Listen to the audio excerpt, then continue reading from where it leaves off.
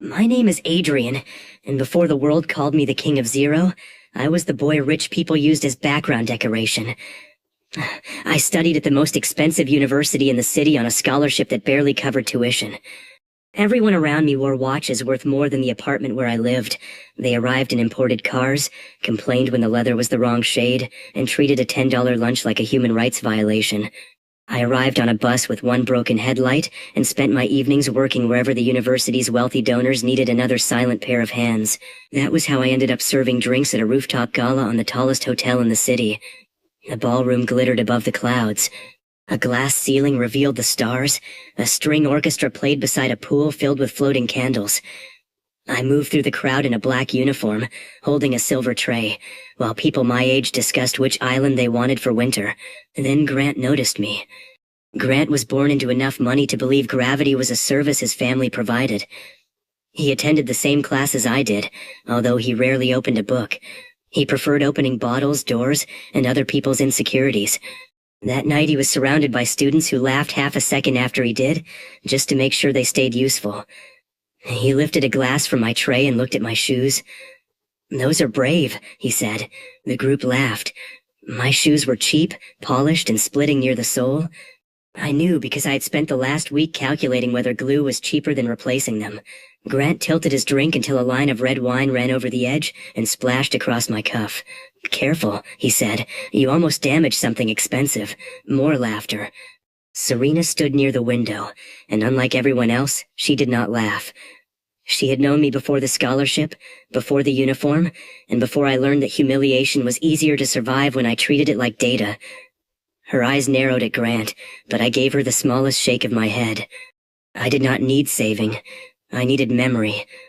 Every insult went into a quiet room inside my mind. I never forgot one. I studied the people who delivered them, the way a chess player studies an exposed king. Grant believed he was above me because he had more money. That was useful. A man who explains the source of his arrogance has also explained how to destroy it. I lowered my head and apologized. He smiled because he thought I had submitted. That was his first mistake.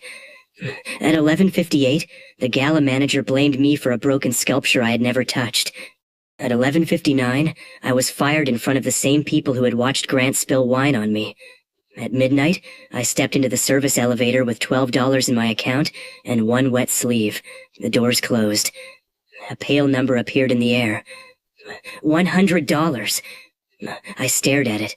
1 second later, it changed. $200. Then $300. Under the number, a clean line of text formed. Passive income active. Current rate, $100 per second. I looked for a projector. There was none. I blinked. The number remained. I covered one eye, then the other. It remained. When the elevator reached the lobby, the balance showed $2,700.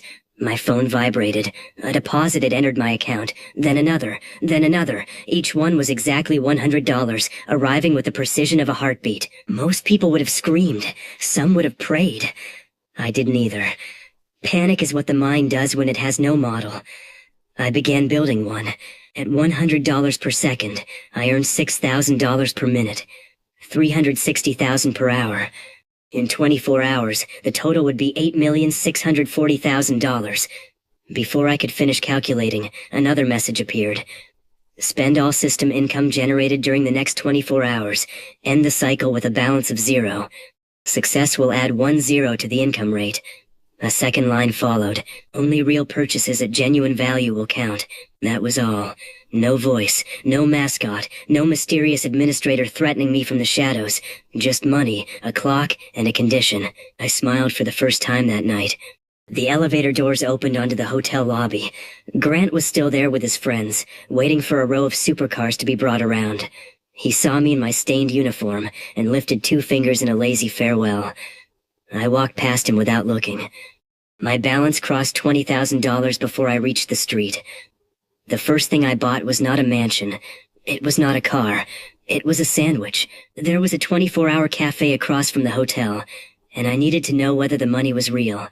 The cashier looked at my uniform, looked at the black coffee and sandwich on the counter, and waited for my card to fail. It approved. While I ate, I made more than the cafe earned in a busy hour. By the time I finished the sandwich, my balance had increased by $84,000. That was when the scale of the problem hit me. I was not trying to become rich. I was racing to stop becoming rich too slowly. At first, $8 million sounded impossible to spend in one day. Then I realized ordinary people only thought that because they bought ordinary things.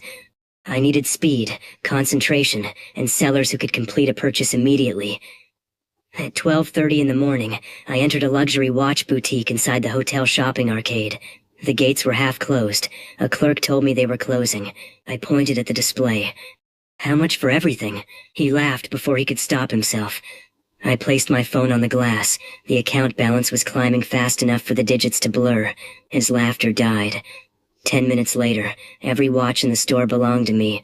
I spent $1.2 million and left wearing the cheapest one, because I liked the irony. I sent the rest to the hotel ballroom in silver cases, with one instruction: place them on the tables as party favors. Grant's Gala became my first delivery address. I did not need to see his face. Knowing was enough. At 1:15, I bought the boutique next door because the owner came down personally and told me I did not look like his kind of customer. I agreed with him. Then I bought the inventory, the display furniture, the crystal chandelier, and the giant gold logo above the entrance. I had the logo removed and replaced with a digital counter showing how much money I earned every minute. I did not include the source. Mystery is more valuable than explanation. At 2 in the morning, I walked into a car dealership where the night staff were preparing vehicles for an auto show.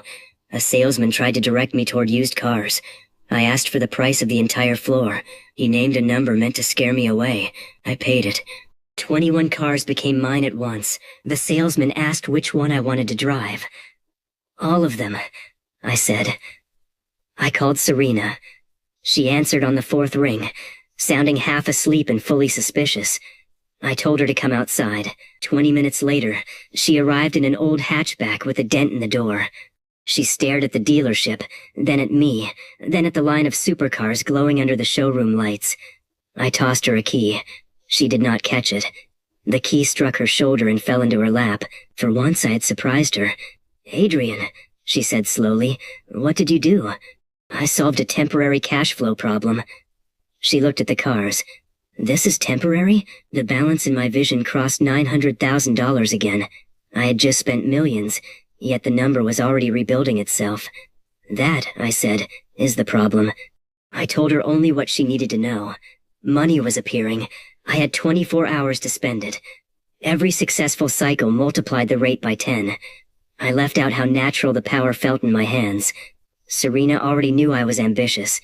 She did not need to know that the word had suddenly become too small. She thought I was joking until another deposit appeared. Then she asked the obvious question: "Why you?"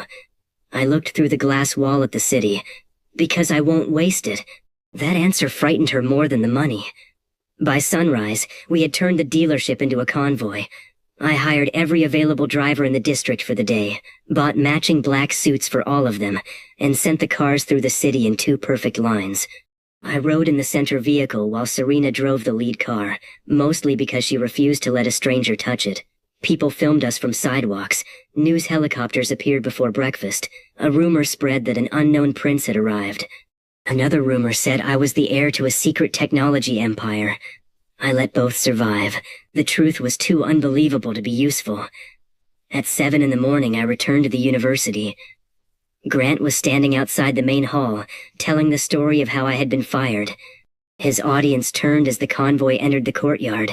One car stopped in front of him, then another, then another. By the time the 21st vehicle arrived, nobody was listening to him anymore. I stepped out wearing a new suit and the cheapest watch from the boutique. Grant stared at me. He recovered quickly. Arrogant people often do. Their confidence is not strength. It is a reflex. "Rental companies are getting desperate," he said. I nodded toward the last transport truck. Workers lowered the same gold logo I had removed from the boutique. It landed on the pavement with a metallic crash. "I bought that too," I said. "I thought you might want a souvenir from the last place that judged me by my shoes." The crowd laughed, but this time they laughed at him. Grant's expression changed for only a second. That second was enough. I had found the first crack. The next 12 hours became a blur of purchases. I bought a penthouse with a glass floor because it was available. I bought a collection of rare guitars even though I could not play. I bought every designer item inside a shopping arcade, then opened the doors and let students take whatever they could carry. I bought a helicopter, discovered I hated the noise, and bought noise-canceling headphones before we landed. The public loved it. A camera followed me into a furniture showroom where I sat on a ridiculous golden couch, checked my rising balance, and bought the building without standing up. By late afternoon, people were no longer asking whether I was rich. They were asking how rich.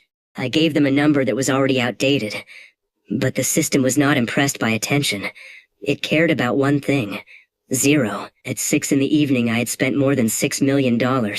At first that felt like victory. Then I checked the numbers and realized I was behind. Money had continued arriving while I negotiated, traveled, ate, and spoke. Every pause punished me. Every second added another $100. I had 6 hours left, and my balance was climbing past 2 million again.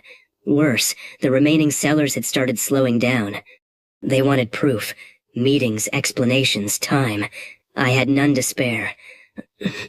So I stopped shopping like a customer. I started shopping like an invasion. I bought an entire floor of the hotel where I had been fired. Then I bought another. The owner refused to sell the whole building, so I bought the rooftop restaurant, the ballroom fixtures, the art collection, every bottle in the wine cellar, and the rights to the fireworks display scheduled for New Year's Eve. At 9 that night, I launched the fireworks early. My name appeared over the hotel in white flame. Grant was attending another party inside. I knew because I had purchased the security camera system along with the ballroom equipment, and the live feed showed him standing at the window while the sky spelled Adrian above his head. Flashy displays are often called wasteful. That is because most people fail to understand their function. A display is not just light, it is a message that reaches everyone at once.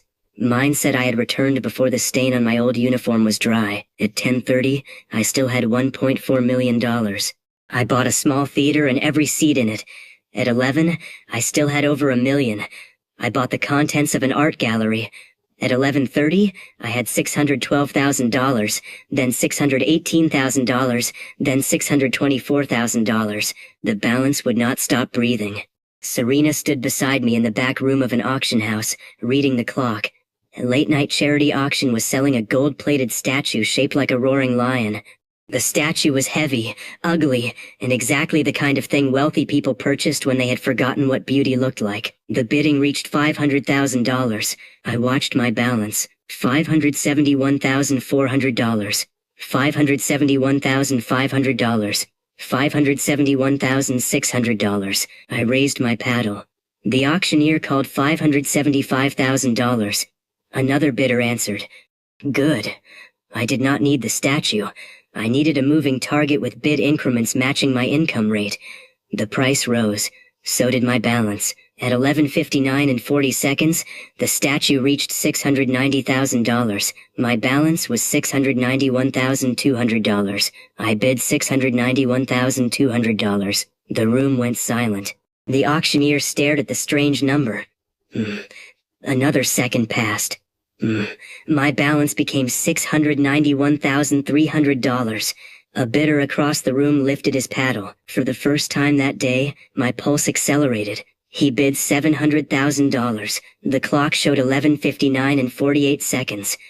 I could not simply overpay. The system recognized genuine value, and the room itself had established the value through competition. I needed the final accepted price to equal the balance at the instant of payment. I raised my paddle again. The auctioneer called $710,000.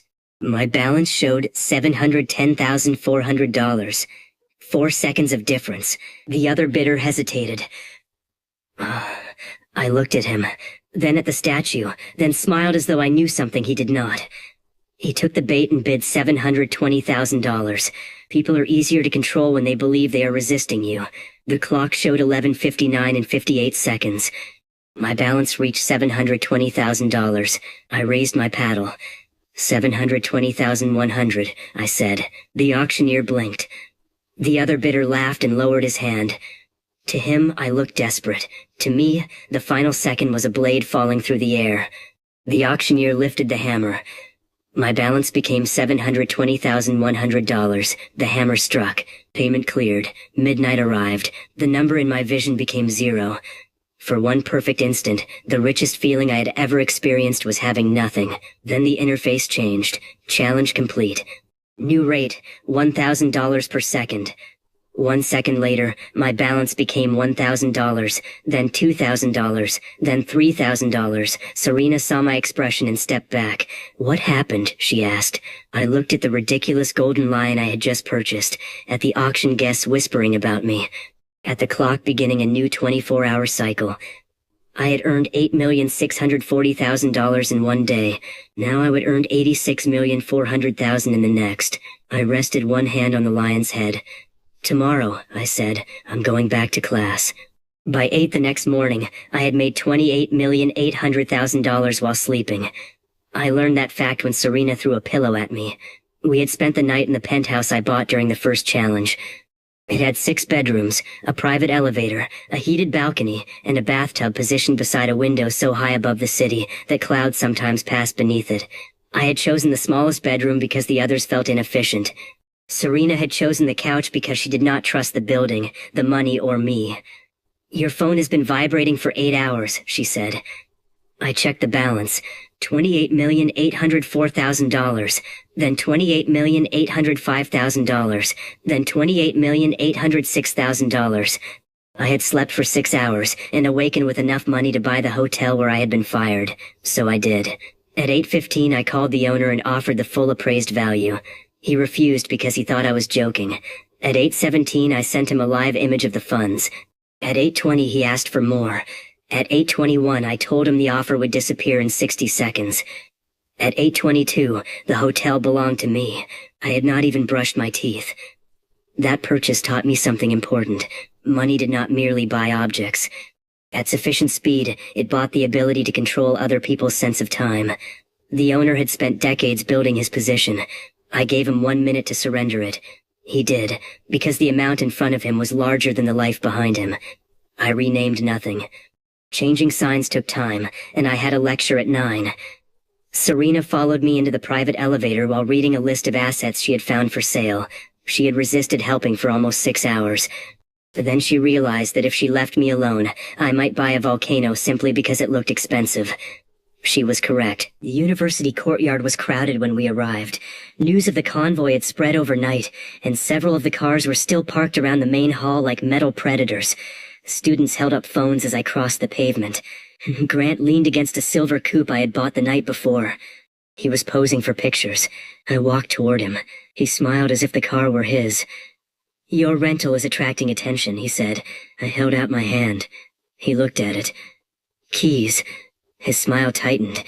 I was just appreciating the craftsmanship. Then appreciate it from outside. The crowd made the soft sound people make when they smell blood but want to remain polite. Grant tossed me the key. He expected me to catch it. I let it strike the ground. Then I looked at the nearest student filming us. "Do you have a driver's license?" The student nodded. I pointed at the car. "It's yours until sunset." The courtyard exploded. Grant's face remained still, but the vein near his temple did not. That was his second mistake. He believed status came from possessing rare things. I understood that status came from deciding who else could possess them. I entered class 7 minutes late. The professor stopped speaking. Every eye followed me to the seat beside Serena. Grant took the row behind us and spent the first 10 minutes whispering loudly about fraud, stolen money, and fake bank applications. He wanted the room to doubt me. So I gave the room something larger to discuss. The lecture concerned market power. The professor asked what allowed a company to dominate a sector.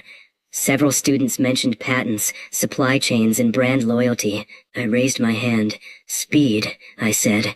The professor asked me to explain. I opened the live auction page for the city's annual International Auto Exhibition. The exhibition was scheduled to begin that afternoon. More than 100 luxury and experimental vehicles were listed, including a carbon fiber hypercar Grant had spent months telling everyone he planned to buy. I purchased every vehicle available for immediate sale. The total was just over $62 million. Gasps moved through the room as confirmation screens filled my tablet. I turned to Grant. "Was that the blue one you wanted?" He did not answer. I looked back at the professor. That is speed. The lecture ended early. At noon, the exhibition opened to find nearly every major vehicle wearing a small black card that said "Sold to Adrian." I did not leave them behind ropes. I arranged them in a spiral across the convention floor and invited the public inside for free. Children sat in million-dollar concept cars. Delivery workers took pictures on motorcycles built for royalty. A grandmother drove the blue hypercar in a slow circle while Grant watched from behind a barrier. I stood on the roof of an armored limousine and addressed the cameras. "Luxury is only impressive when somebody says you cannot have it," I said. Today, nobody gets to say that. It sounded generous. It was also a direct attack on Grant's entire identity. By 1 in the afternoon, my name was the most searched word in the city. By 2, it was trending across the country. By 3, strangers had formed online groups dedicated to guessing where my money came from. Hidden prince, artificial intelligence, buried treasure, time traveler, criminal mastermind. Only one person guessed that the deposits were constant. I met Julian beside the blue hypercar. He wore a plain gray coat in a hall full of designer clothing. He held a small brass coin between his fingers and rolled it over his knuckles without ever looking down. His hair was untidy, but his shoes were perfectly clean. He did not ask for a photograph. He did not ask for money. He looked at me the way I looked at a difficult equation. "You paid for the gold line at exactly midnight," he said. I smiled for the cameras. "Did you come to discuss art?" "No, it is terrible art." I liked him immediately. That did not mean I trusted him. Julian turned the coin once more. "You spent $8,640,000 yesterday." The exact number did not appear in any public report. The auction was known. The cars were known. The watch collection was known. But several purchases had been private. I kept smiling. Did I? Approximately. The timing is more interesting than the amount. You began at midnight, you stopped at midnight. Your final bid increased by $100 at the exact second the hammer fell. He finally looked at the coin and closed his fist around it. Today, you were spending 10 times faster. Serena was standing several feet away. I could feel her attention sharpen. I stepped closer to Julian so the cameras would see 2 wealthy young men having a friendly conversation. "You have mistaken confidence for a pattern," I said. "No. I have mistaken nothing yet. That is why I am here." He walked away before I could dismiss him. Grant watched him leave, then looked at me with new interest. At that moment, I understood the shape of the next problem. Grant wanted to prove I was poor. Julian wanted to prove I was impossible. The first could be humiliated. The second had to be managed. I spent the afternoon creating noise. I bought a movie theater chain and announced that every ticket would cost $1 for a month. I bought 3 rooftop restaurants and ordered them to serve anyone who arrived in work clothes before anyone wearing a suit. I bought a fleet of helicopters and used them to lift the golden lion from the auction house to the roof of my new hotel. The lion was ugly on the ground. Hanging beneath 3 helicopters over rush-hour traffic, it became magnificent. Every camera in the city pointed upward. That gave me 7 minutes without anyone watching the road. During those 7 minutes, Serena and I entered an abandoned underground train platform beneath the financial district. I had purchased the station from a transit redevelopment company for $12 million. The purchase was not flashy. That was precisely why I wanted it. The platform connected to service tunnels beneath 5 major buildings. It gave me a private route through the center of the city, hidden from cameras and traffic. Money could buy attention, but it could also buy absence. Serena studied the old tracks. "You bought this because of Julian." "I bought it because I dislike being predictable." He knew the exact total. So did anyone with a calculator. He knew you started at midnight. So did Grant. She folded her arms. "Grant thinks calculators are decorative." I looked toward the dark tunnel. Julian had discovered too much too quickly.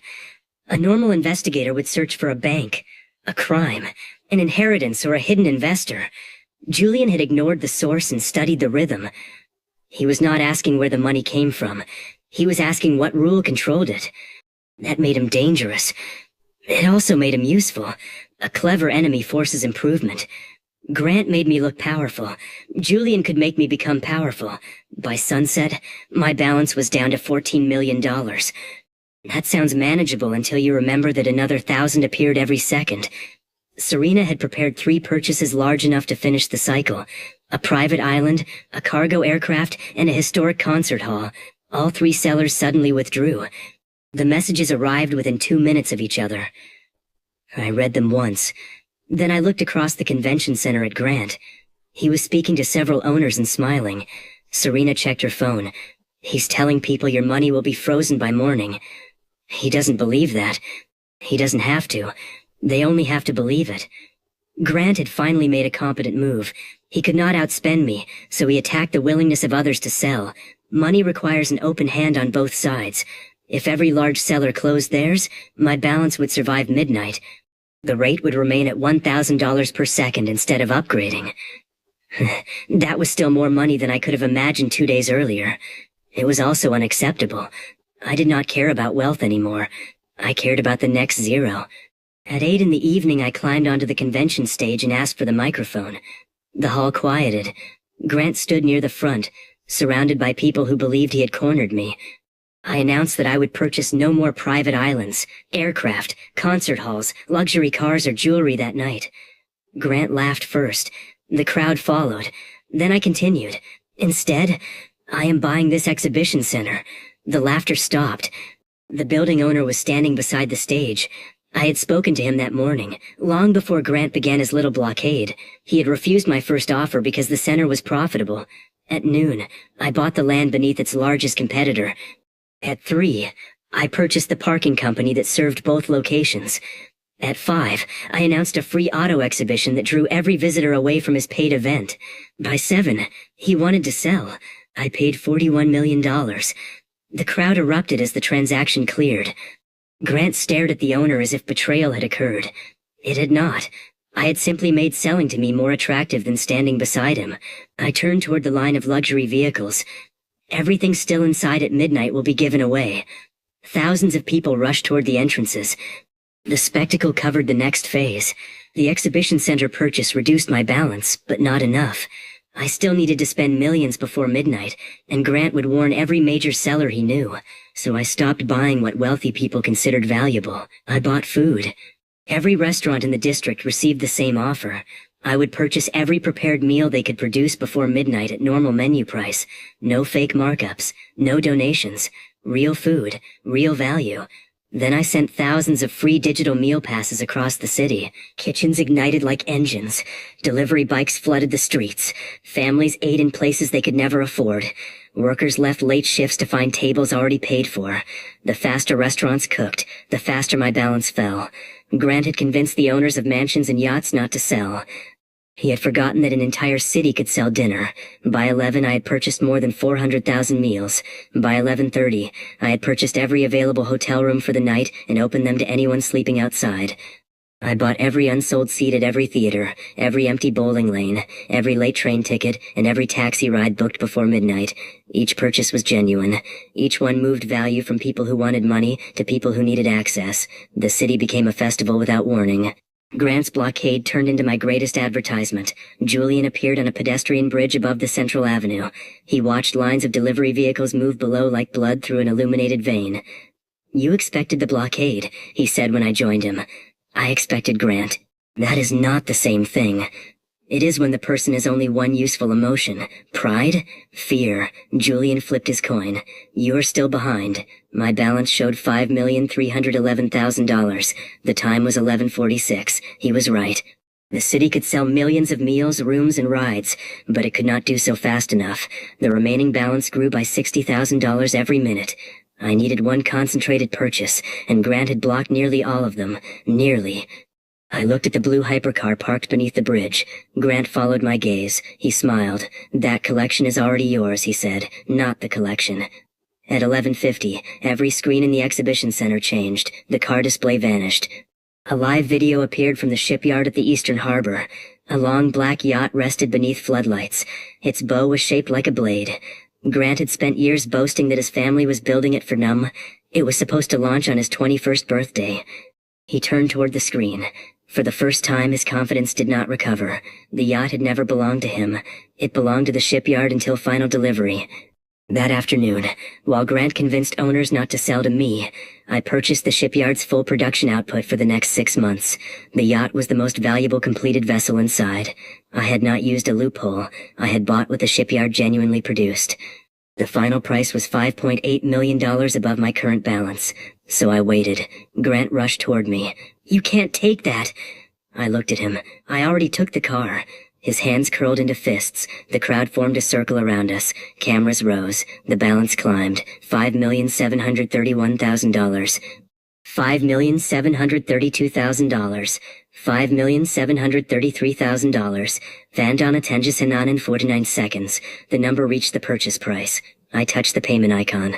The live screen showed the yacht's lights switching on from bow to stern. Hundreds of white lamps formed a single glowing word along the hull. Adrian.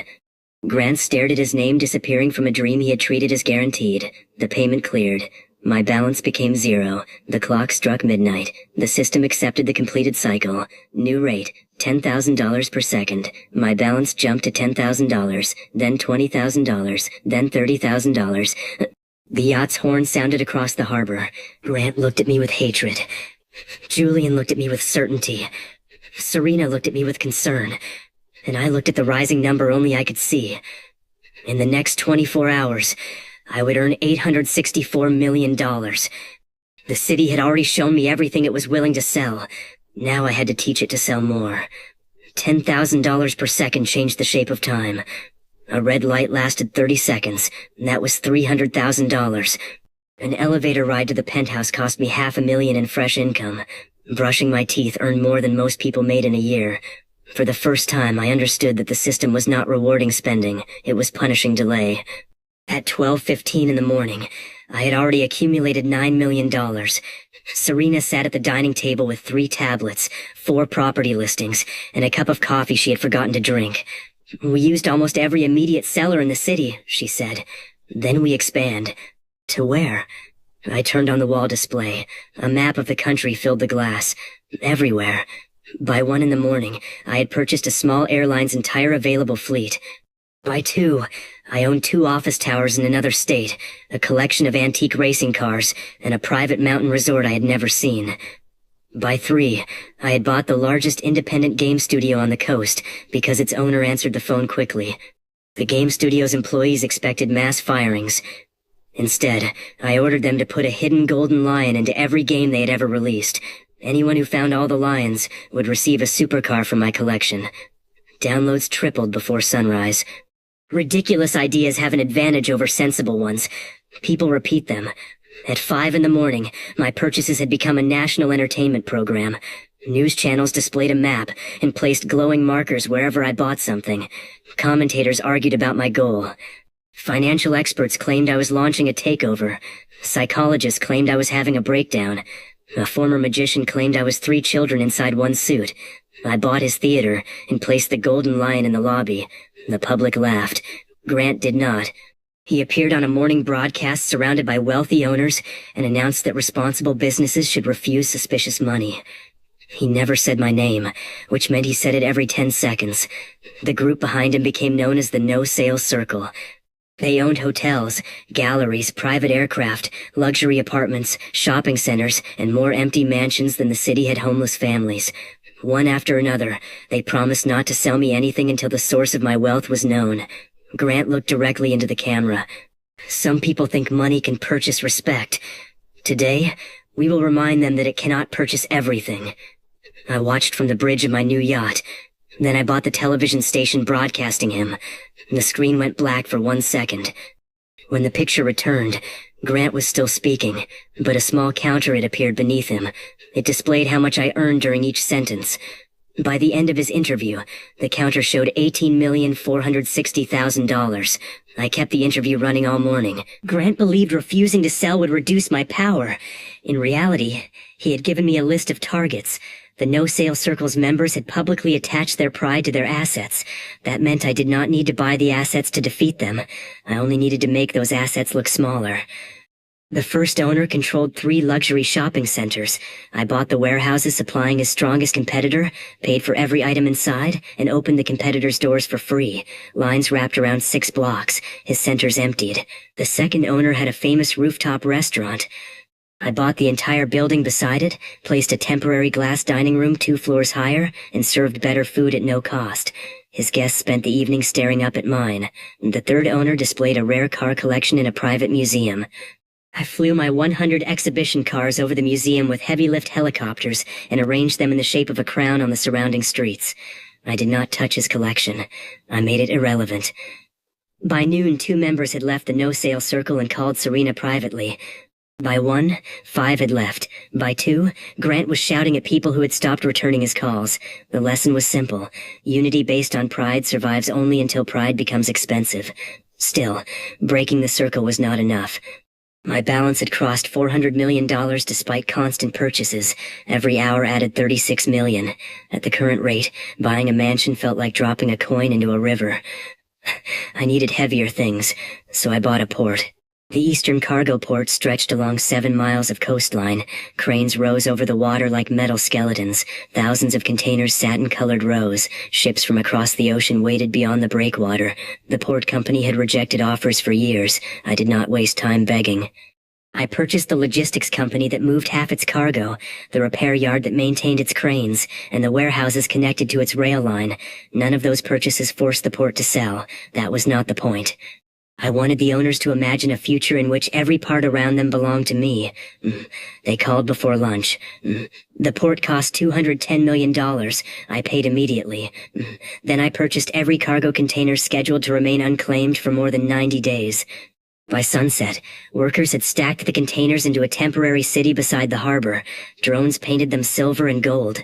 Food stalls opened between the towers. Musicians performed on crane platforms. At the center, the ugly golden lion stood on a rotating stage, visible from the sea.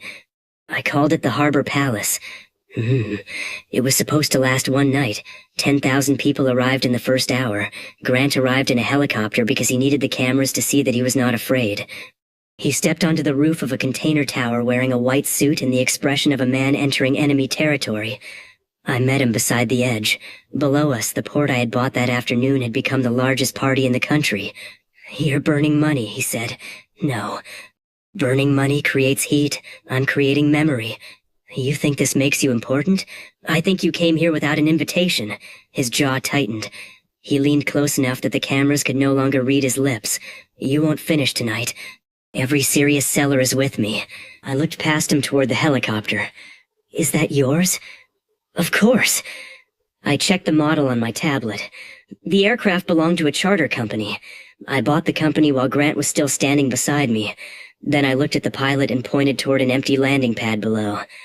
"My helicopter is blocking the view." The pilot obeyed. Grant watched his ride descend without him. I returned to the party. That was the moment his dislike became obsession. Humiliation can teach a clever person caution. Grant was not clever enough for caution. He only learned revenge. Julian found me inside the container maze after dark. He was standing alone in a room made from mirrored walls, turning his brass coin through his fingers. Reflections repeated him in every direction. "Your rate is $10,000 per second," he said. I kept walking. He matched my pace. "You earned $36 million in the first hour. Your early purchases totaled slightly less. The gap appeared again after travel. Then your port payment corrected it. You spend too much time watching me. You spend too much money not to be watched." We reached the center of the mirrored room. My reflection surrounded his. Julian continued. "Yesterday your rate was 1,000. Before that 100. Every cycle ends at midnight. The total available today is 864 million. He had it. Not the source, but the rule. I felt no fear. Fear would have been an admission that his mind exceeded mine.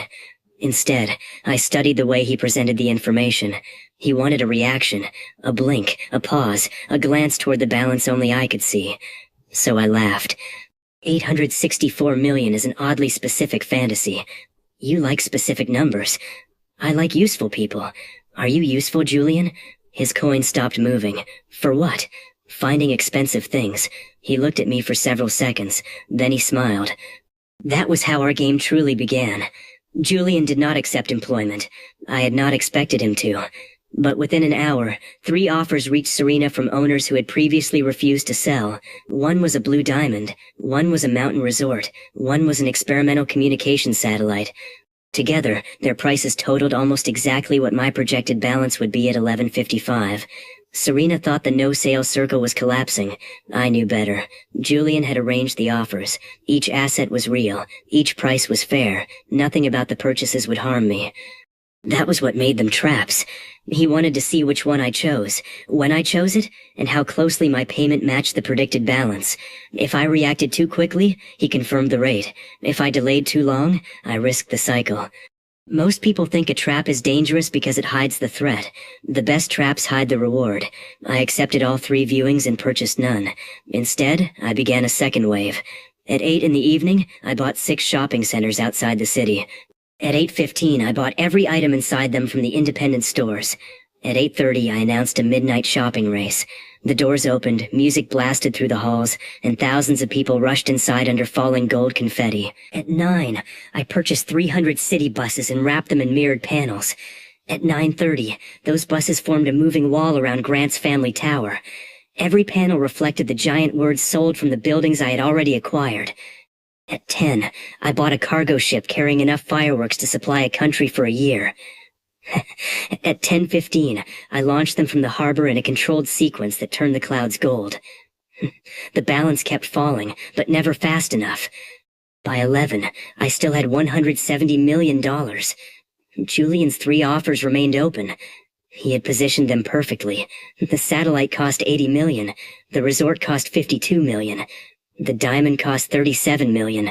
Any combination could absorb most of the balance. Cameras waited at all 3 locations. I could almost hear him asking which bait I would choose. I chose Grant. Months earlier, Grant's family had announced plans for an artificial island resort in the bay. Construction had not started. The promotional model showed beaches, towers, private docks, and a palace shaped like a crown. Grant spoke about it constantly, as if he already ruled from the highest balcony. The land did not exist yet. That made it perfect.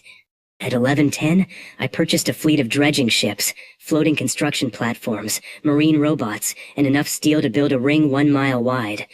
At 11:20, the ships entered the bay around Grant's tiny private island. At 11:30, automated platforms locked together on the water. I was not buying his island. I was buying everything around it. The live broadcast showed Grant standing on his beach, while a silver circle formed beyond the shoreline. Towers unfolded from barges, lights ignited, floating restaurants opened, music crossed the water. A bridge extended from my ring and stopped 10 feet short of his dock. His private island became the empty center of my new city. The public named it Adrian's bracelet before I could name it anything else. Grant called every news station he had not yet lost and insisted I was insane.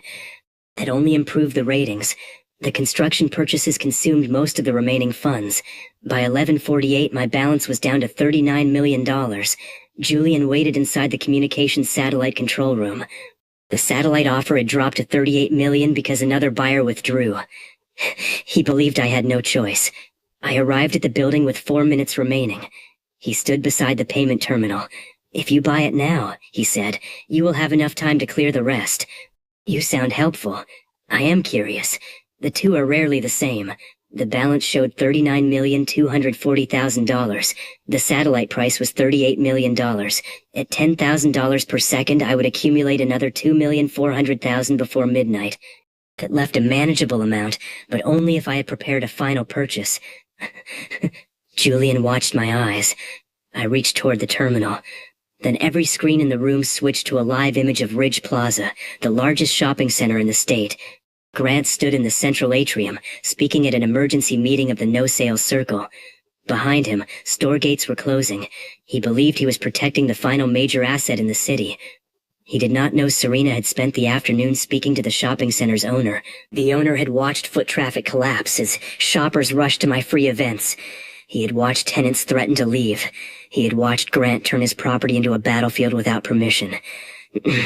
At 11:57, he accepted my offer. The agreed price for Ridge Plaza was $41,430,000, the exact balance I would have at 11:59 and 59 seconds. Julian's expression changed. Only slightly. That was enough for me. We rode to the shopping center in one of my helicopters. The flight took 2 minutes. We landed on the roof with 40 seconds remaining. Grant was still in the atrium when every gate reopened. The lights went dark. A single spotlight found him. Then the central fountain rose behind him, projecting my face in water 30 feet high. I descended on the glass elevator as the crowd poured back inside. The balance climbed toward the target. At 11:59 and 59 seconds, I completed the purchase. 0. The clock struck 12. The system changed. New rate, $100,000 per second. My balance increased by $100,000. The fountain exploded into gold light. Thousands of balloons fell through the atrium. Grant stood beneath them, surrounded by people celebrating inside the shopping center he had tried to protect from me. Julian watched from the upper balcony. He had confirmed the multiplication pattern. I had confirmed something more useful. He could predict my numbers. He could not predict my choices. In the next 24 hours, I would earn $8,640,000,000. As the first million arrived 10 seconds after midnight, I looked across the crowd at Julian and raised one finger. Not to threaten him, to remind him that the next move was mine. $100,000 per second made the city feel miniature. A mansion was 10 seconds. A supercar was 2. The hotel that had once considered me disposable was less than 1 hour of passive income. By the time I reached the roof of Ridge Plaza, my balance had crossed $90 million. The sun had not risen. Grant was still below, shouting at people who no longer needed to listen to him. Julian stood near the fountain, probably calculating how many dollars arrived between each pulse of light. Serena joined me beside the helicopter. "We need assets worth billions," she said. "We need more than assets. What else is there? Influence. Money purchased objects once. Influence made people offer the next object before I asked. At 1 in the morning, I bought a national broadcast network. At 2, every channel carried the same image, me standing on the roof of Ridge Plaza with the city behind me. I announced that I would spend the next day purchasing businesses that served ordinary people, and for 24 hours after each purchase, the public would use their services free. It sounded noble. It was also the most efficient sales strategy I had created. Hospitals called first. Then apartment companies, then transit operators, internet providers, grocery distributors, theaters, gyms, hotels, and schools. Owners who had ignored Serena the previous day began competing for my attention. They wanted the publicity of being chosen. They wanted crowds. They wanted the price. By sunrise, I had purchased a hospital network for $900 million. The moment payment cleared, every electronic sign outside every hospital changed. Care today? Free. People stared at the words as if language itself had malfunctioned. Families who had delayed treatment arrived before breakfast. Doctors walked into packed waiting rooms expecting chaos and found extra staff, new equipment, and supply trucks already approaching because I had bought those too. A camera asked why I was doing it. I gave the city the answer it wanted. Because no one should have to choose between pain and money. The answer was true. It was not complete. By noon, millions of people associated my face with relief. Every person treated became a witness. Every family became a defender. Grant had a circle of wealthy owners. I was building a circle made of everyone else. Kindness performed in darkness helps one person. Kindness performed under 1,000 cameras can move a nation. Serena understood what I was doing. She waited until we were alone inside the armored limousine. "You're buying loyalty. I'm buying hospitals. You know what I mean. Loyalty is a side effect of competence." She looked out the window at crowds waving as we passed. "Do you actually care about them?" I considered lying. Serena would have noticed. "I care that their lives improve when I win." "That isn't the same thing." "No," I said. "It's more reliable." She did not answer. That silence stayed with me longer than Grant's insults ever had.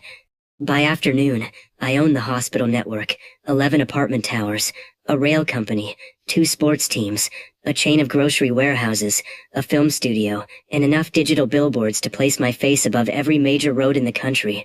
I did not place my face on them. I placed Grant's.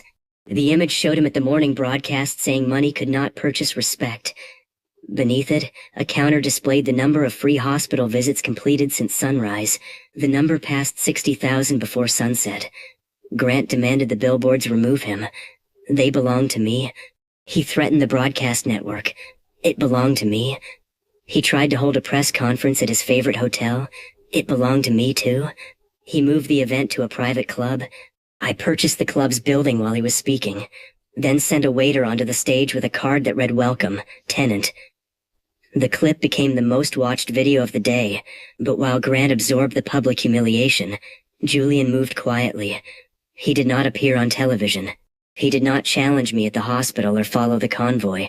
Instead, he contacted owners of the largest assets still available and asked them one question. When had Adrian first approached you? By comparing the times, he could distinguish purchases I genuinely needed from purchases I used as spectacle. He saw that Serena had contacted a floating palace called the Ocean Crown hours before the raid increased. It was an enormous vessel built as a hotel, casino, theater, and private marina in one. The price was $2,700,000,000. Julian concluded it would be my final purchase. He was correct because I wanted him to be. I had told Serena to contact the Ocean Crown before midnight where Julian's sources could see it. I had sent engineers to inspect it. I had reserved the harbor. I had even ordered fireworks for the expected launch. Every clue pointed toward the same conclusion. Grant heard the rumor by sunset. He gathered the remaining members of his no-sail circle and moved them to the harbor. They purchased every available tugboat, blocked the private docks with their yachts, and persuaded the owners of the Ocean Crown to reject me. Grant announced he would host a midnight party aboard the ship to celebrate the first thing I had failed to buy. Julian arrived at the harbor shortly after 10. He did not celebrate. He watched. That was the difference between him and Grant. Grant wanted me to lose. Julian wanted to understand how I avoided losing. At 10:15, I sent my entire visible convoy toward the harbor. Helicopters crossed the city. Armored cars filled the expressway. News vans followed. Thousands of spectators rushed toward the waterfront. I was not in any of them. Serena and I entered the abandoned train platform beneath the financial district. The service tunnel led to North Line, an unfinished maglev terminal abandoned after a construction collapse years earlier.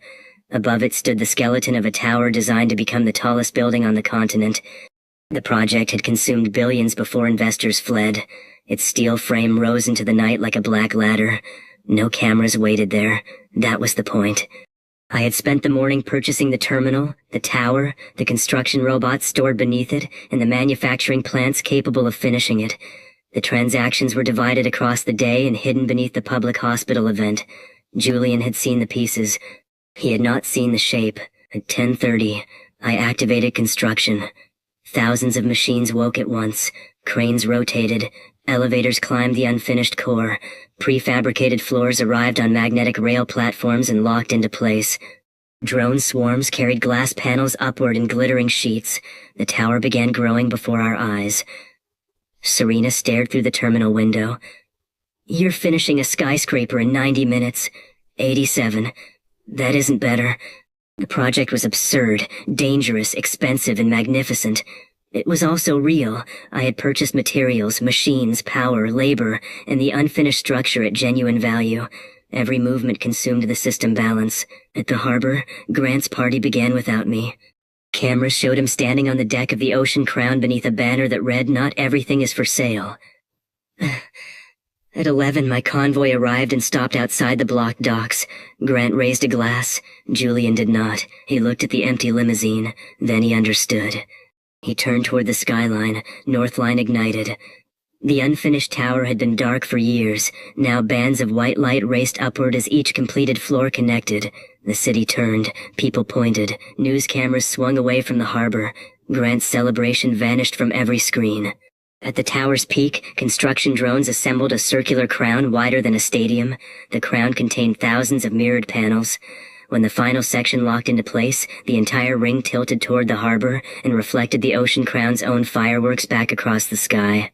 The ship's display became my tower's decoration. I did not need to purchase Grant's party. I made it advertise me for free. The North Line project absorbed $3,100,000,000. At 11:15, my remaining system balance was just under $2 billion.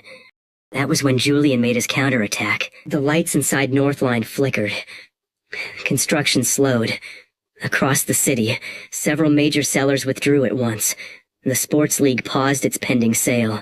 The aircraft manufacturer stopped delivery. The art collection I had reserved disappeared from the auction. Julian had not organized Grant's blockade, but he had predicted that I would use a hidden alternative. The moment Northline appeared, he notified every seller still under review that my funds might vanish at midnight. He was testing whether urgency controlled me. For the first time, he had placed pressure on the correct point. At 11:20, I had $1,900,000,000 in 40 minutes. At 11:21, another 6 million arrived.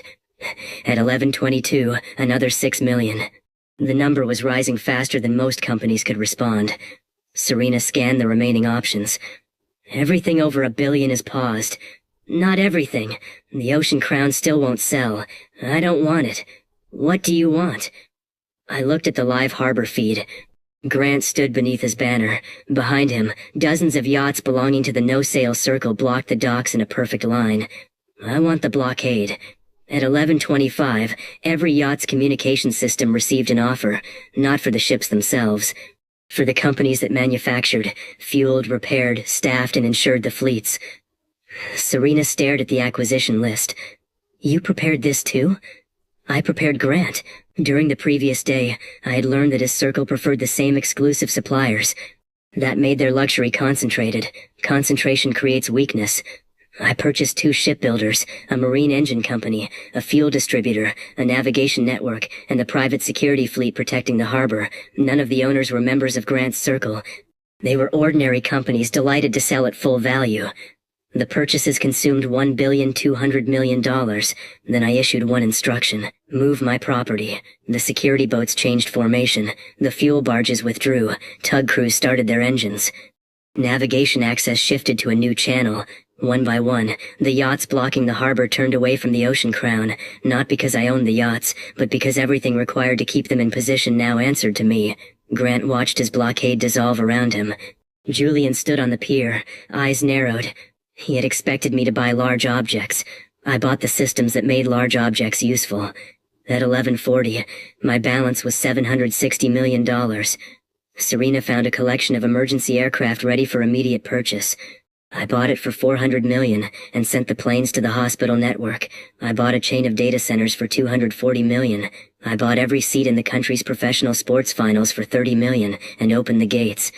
At 11:56, I had $44 million. At $100,000 per second, another $24 million would arrive before midnight.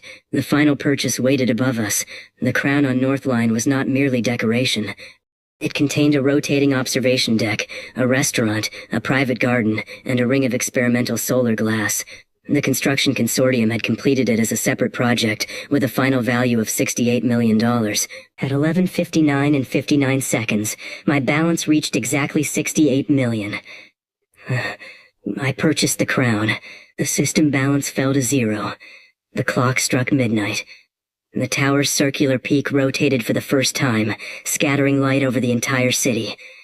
New rate, $1 million per second. $1 million appeared, then another, then another.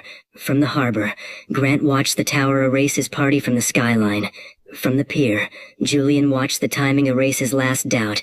And beside me, Serena watched my expression. You knew he would freeze the sellers, she said. I knew he would respond to what I showed him. You used Julian to move Grant, and Grant to distract Julian. Yes. She looked down at the streets where people were celebrating beneath the new tower. Do you ever look at anyone without deciding how to use them? I almost answered immediately. Then I stopped. That pause was the only honest answer I could give. In the next 24 hours, I would earn $86,400,000,000. The first $60 million arrived while Serena was still waiting for me to speak. I stepped onto the rotating crown and looked across the country I could now reach before breakfast. The city had become too cheap. The next 0 would require the world. $1 million per second did not feel like wealth. It felt like a flood entering through a hole the size of time. At 12:01 in the morning, I had $60 million. At 12:10, $600 million. At 1 in the morning, $3,600,000,000. Even Northline, the tower I had finished in a single night, could not absorb 1 hour of income, so I turned its highest floor into a command center. The walls displayed live asset markets across every time zone. Cargo fleets moved over digital oceans. Aircraft crossed glowing maps. Factories, stadiums, resorts, mines, studios, farms, power stations, and entire city blocks appeared as purchasable points of light. Serena stood at the center of the room with a headset and a team of unnamed analysts who had learned not to ask whether my requests were reasonable. Nothing I requested was reasonable anymore. Current balance, she said, $4,300,000,000. She checked the system of screens. We can spend 6 billion before sunrise. Too slow.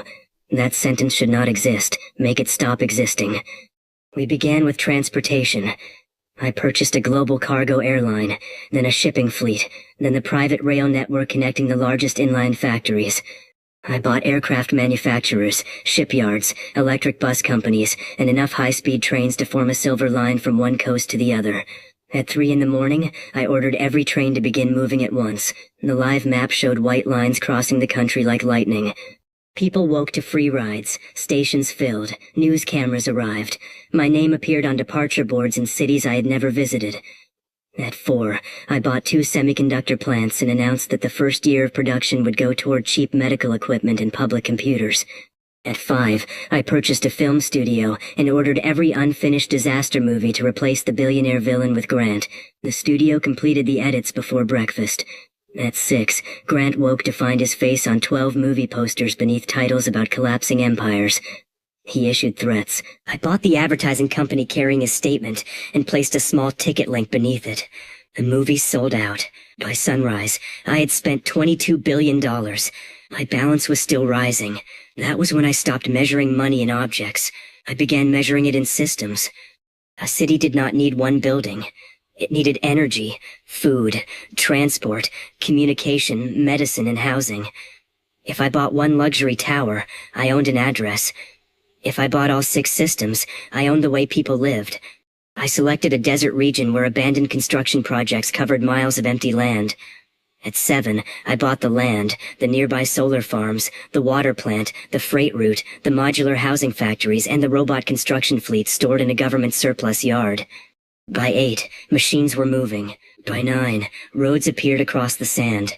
By 10, mirrored towers rose around artificial lakes. By noon, the first residents entered a city that had not existed at breakfast. I called it Eclipse. Housing was free for the first year. Electricity was free forever because I had purchased more solar capacity than the city could use. Trains connected every district. Medical centers occupied the tallest buildings instead of the most expensive apartments. The public called Eclipse a miracle. Serena called it proof that I could do something good when I chose. I called it a prototype. "What are you prototyping?" she asked as we flew over the new city. I looked down at the streets filling with people. A world that does not need permission to improve. Whose permission? Anyone's.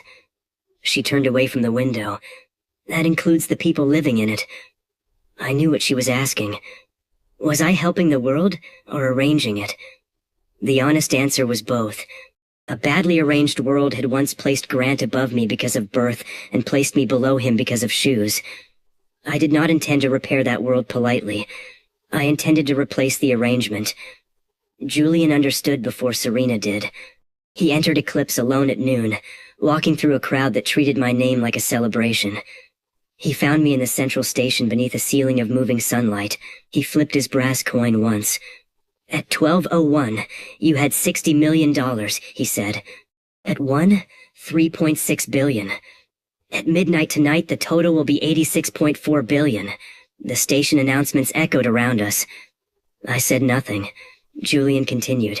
You are not receiving money in large payments. It arrives continuously. You cannot pause it. And you are spending towards zero because zero changes the rate. You have built an elegant theory. You built a city in 5 hours. That is not evidence. It is bad taste. I smiled. Julian looked through the glass wall at families entering free apartments. Grant thinks you want revenge, he said. Serena thinks you might want to help. They are both underestimating you. And what do you think I want? Control large enough to feel like justice. For the first time, he had described me in a way I could not dismiss. I stepped closer. You say that as though control and justice are enemies. They become enemies when only one person defines both. The train arrived behind us with my symbol glowing on its side. Doors opened. Hundreds of people cheered when they saw me. Julian did not look away. He was not afraid of money. That made him rare. It also made him the only person in the city who might force me to become more than money. I know your deadline, he said. The next question is whether you can win when everyone else knows it too. He placed the brass coin on the station railing and left. I picked it up. On one side was a crown. On the other was zero. Julian had made the coin himself. It was not a threat. It was an invitation. At 2 in the afternoon, every major news channel reported that I needed to spend a specific amount by midnight. Julian never appeared on camera, but the theory spread through unnamed sources. Commentators began counting my purchases. Owners raised prices only to have the system reject anything beyond genuine value. Others withdrew because they feared being controlled. Some rushed to sell before the chance disappeared. The world became an auction with 8 hours remaining. Grant used the chaos to make his boldest move. He announced that he had discovered the source of my money. At a live press event, he held up a black phone identical to mine. He claimed it contained access to a secret digital fortune. The device showed a balance large enough to explain my spending. Transaction records filled the screen. Grant smiled as if he had torn the sun from the sky. The phone had been stolen from my coat during the hospital visit. I had allowed it. The balance was fake. The records were fake. The security was deliberately weak. I knew Grant would search for an object because objects were the only form of power he understood. I also knew he would reveal it publicly before checking whether the evidence could survive examination. Grant held the phone above his head. Adrian is not a miracle, he said. He is a thief. At that exact moment, I purchased a satellite launch company for $14 billion. The payment appeared on every financial screen in the world. Grant looked at the stolen phone. Its fake balance did not change. The crowd around him began whispering. Then the device played a recorded message in my voice. Thank you for confirming that you steal before you think. The screen displayed a live map of Eclipse. Thousands of construction drones rose from the city and formed a laughing golden face in the sky. Grant threw the phone onto the stage. It exploded into confetti. Even Julian laughed at that one. I saw the clip later. But Grant's embarrassment concealed a real attack. While the world watched the phone, unmanned demolition vehicles crossed the desert toward Eclipse. They carried cutting arms and impact drills. Their target was the central solar field. Destroy the power source, and the miracle city would go dark on its first day. Grant wanted the public to associate my rule with collapse. He believed I had focused all attention on the press event. I had focused his attention there. The moment the vehicles crossed the outer boundary, the sand beneath them moved. My construction robots had spent the previous hour digging a spiral trench. The demolition machines dropped into it one after another, and continued driving in a perfect circle, trapped below ground. Above them, thousands of solar panels rotated and reflected sunlight into the clouds. The reflected light formed a giant golden lion over Eclipse. The city never lost power. I purchased the demolition machines from their embarrassed manufacturer that afternoon, and used them to carve public swimming pools. Grant denied involvement. Nobody believed him. At 6 in the evening, I had spent $61 billion. $25 billion remained, with 6 hours of income still approaching. The largest available asset was Helios Crown, a private orbital energy network under construction above the equator. Its first ring of solar satellites could collect sunlight around the clock and send power to any point on Earth. The completed project was expected to be worth more than $2 trillion. Only a small portion existed. The launch division, factories, control stations, and first 12 satellites were valued at $28 billion. Grant's family controlled a major share. He refused to sell. Julian expected me to attack Helios Crown directly. Every camera watched the control center. Every owner prepared for pressure. I bought the sky around it. I purchased the satellite launch company, the largest rocket fuel producer, 2 orbital construction firms, and every available launch slot for the next year. I bought the factories that made reflective panels and the ships that carried rocket sections to the coast. Helios Crown still belonged to its owners, but nothing could reach it without passing through assets I controlled. Grant appeared on television and called the purchases meaningless.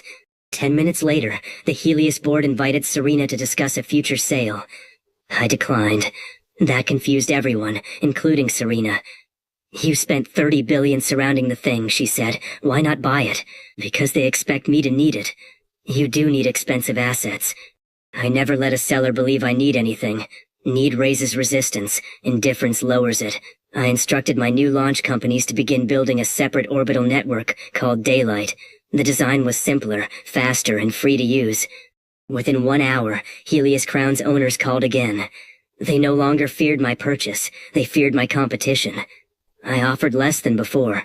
They still refused, but now they were negotiating against themselves. That would matter later. At 9, the system balance showed $18 billion. I bought a coastal district large enough for a new city. I bought 3 entertainment companies, a chain of amusement parks, and every operational cruise ship offered that night. I ordered the ships to form a moving circle around Adrian's bracelet in the bay. Their lights created a crown visible from space. At 10:30, I still had $7 billion. Most markets were closing. Large owners had stopped answering.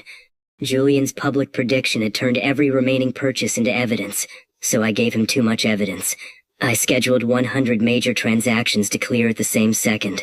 Factories, aircraft, data centers, farmland, theaters, medical suppliers, hotels, art collections, warehouses, stadiums, and power plants all changed ownership at 11:50. The financial world convulsed. Screens filled with my name. Analysts could not trace which account funded which asset. Reporters shouted over each other. Julian's timing model drowned beneath a wave of simultaneous payments. He had discovered the rhythm. I covered it with an orchestra. At 11:55, my remaining balance was $1,800,000,000. The final purchase waited at the spaceport. A completed fleet of reusable rockets stood on 12 launch pads, each painted white and gold. The fleet belonged to the launch company I had purchased earlier, but the rockets themselves were owned by an independent manufacturing group until delivery. Their combined value was $2,100,000,000. At $1 million per second, I needed 5 minutes to reach the price. Julian arrived beside the main pad with 30 seconds remaining. "You planned the exact gap," he said. "I planned several. If one transaction failed, you would lose. If I believed it could fail, I would not call it a plan." The rockets began their countdown. Grant appeared on a giant screen from the Helios Control Center. He had persuaded the manufacturers to stop delivery. His face filled the spaceport. "You don't own the fleet," he said, "and you won't." Serena looked at me. For 1 second, the entire operation seemed frozen. Then 12 manufacturing executives appeared behind Grant on the screen. They were not supporting him. They were leaving. Earlier that evening, Grant had threatened to exclude their company from Helios Crown if they sold to me. I knew he would use pressure. So I had announced Daylight, a competing orbital network that needed exactly the same rockets. Grant had given the manufacturers a choice between his threat and my future. They chose me. Delivery resumed. At 11:59 and 59 seconds, the balance reached $2,100,000,000. I purchased the fleet. 0. Midnight arrived. All 12 rockets launched at once. The ground shook. Fire turned night into day. The vehicles rose in a perfect circle, leaving white trails that twisted together above the coast. New rate, $10 million per second. $10 million appeared before the rockets cleared the towers. Then 20 million. Then 30. Serena watched the lights climb toward orbit. Julian watched me. Grant's screen went dark. In the next 24 hours, I would earn $864 billion. The rate had become larger than the yearly economies of many nations. I closed my hand around Julian's brass coin, crown on one side, 0 on the other. He thought the game was about discovering my rule. He had not yet understood my real advantage. The system gave me money, but I was the one teaching the world what money could do. $10 million per second made sleep impossible. Not because I was excited, because closing my eyes for 1 minute created $600 million of work. The 12 rockets had barely reached orbit when the next cycle began. I returned to Northline before 1 in the morning and found the command center covered in numbers large enough to make experienced investors whisper. At the current rate, I would earn $36 billion every hour. A delay of 10 minutes cost $6 billion. A long lunch was now a financial disaster. Serena placed a list in front of me. "The world knows the deadline," she said. "Large owners are preparing to hold back. Then we buy before they decide they are brave. We attacked every time zone at once. I purchased the largest private food warehouses in 3 continents. I bought farmland, water systems, refrigerated ships, grain terminals, and the factories that produced basic medicine. I bought 2 global hotel groups, 4 airlines, a communications network, thousands of apartment buildings, and enough shopping centers to give me a storefront in nearly every major city. Before sunrise, I announced 0 day. For 24 hours, every business I controlled would provide its basic service free. Trains opened their gates, grocery centers filled carts, hotel rooms accepted families, clinics removed payment screens, communication networks stopped charging. Shopping centers turned their halls into distribution points. My cargo aircraft carried medicine instead of luxury goods. My film studio replaced its morning schedule with live maps showing where help was available. The world woke inside my brand. People who had never heard my voice received breakfast from my warehouses, crossed cities on my trains, used my internet, and entered my hospitals. My symbol appeared on water bottles, station walls, delivery drones, and the sides of apartment towers. I had spent hundreds of billions, but the greater purchase was dependence. Serena understood. She found me on a balcony above Northline's command floor, while dawn spread across the city.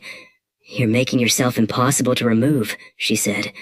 "I'm making the services impossible to remove by tying them to you. Someone has to tie them together. Do you hear yourself?" I looked down at streets filled with buses I owned and people carrying food I had purchased. Yes. You don't just want to help the world. You want the world unable to function without you. That is how I make sure it keeps functioning. She stared at me. There are moments when a person expects you to deny the worst version of yourself. I did not. Grant had inherited power and used it to laugh at weak people.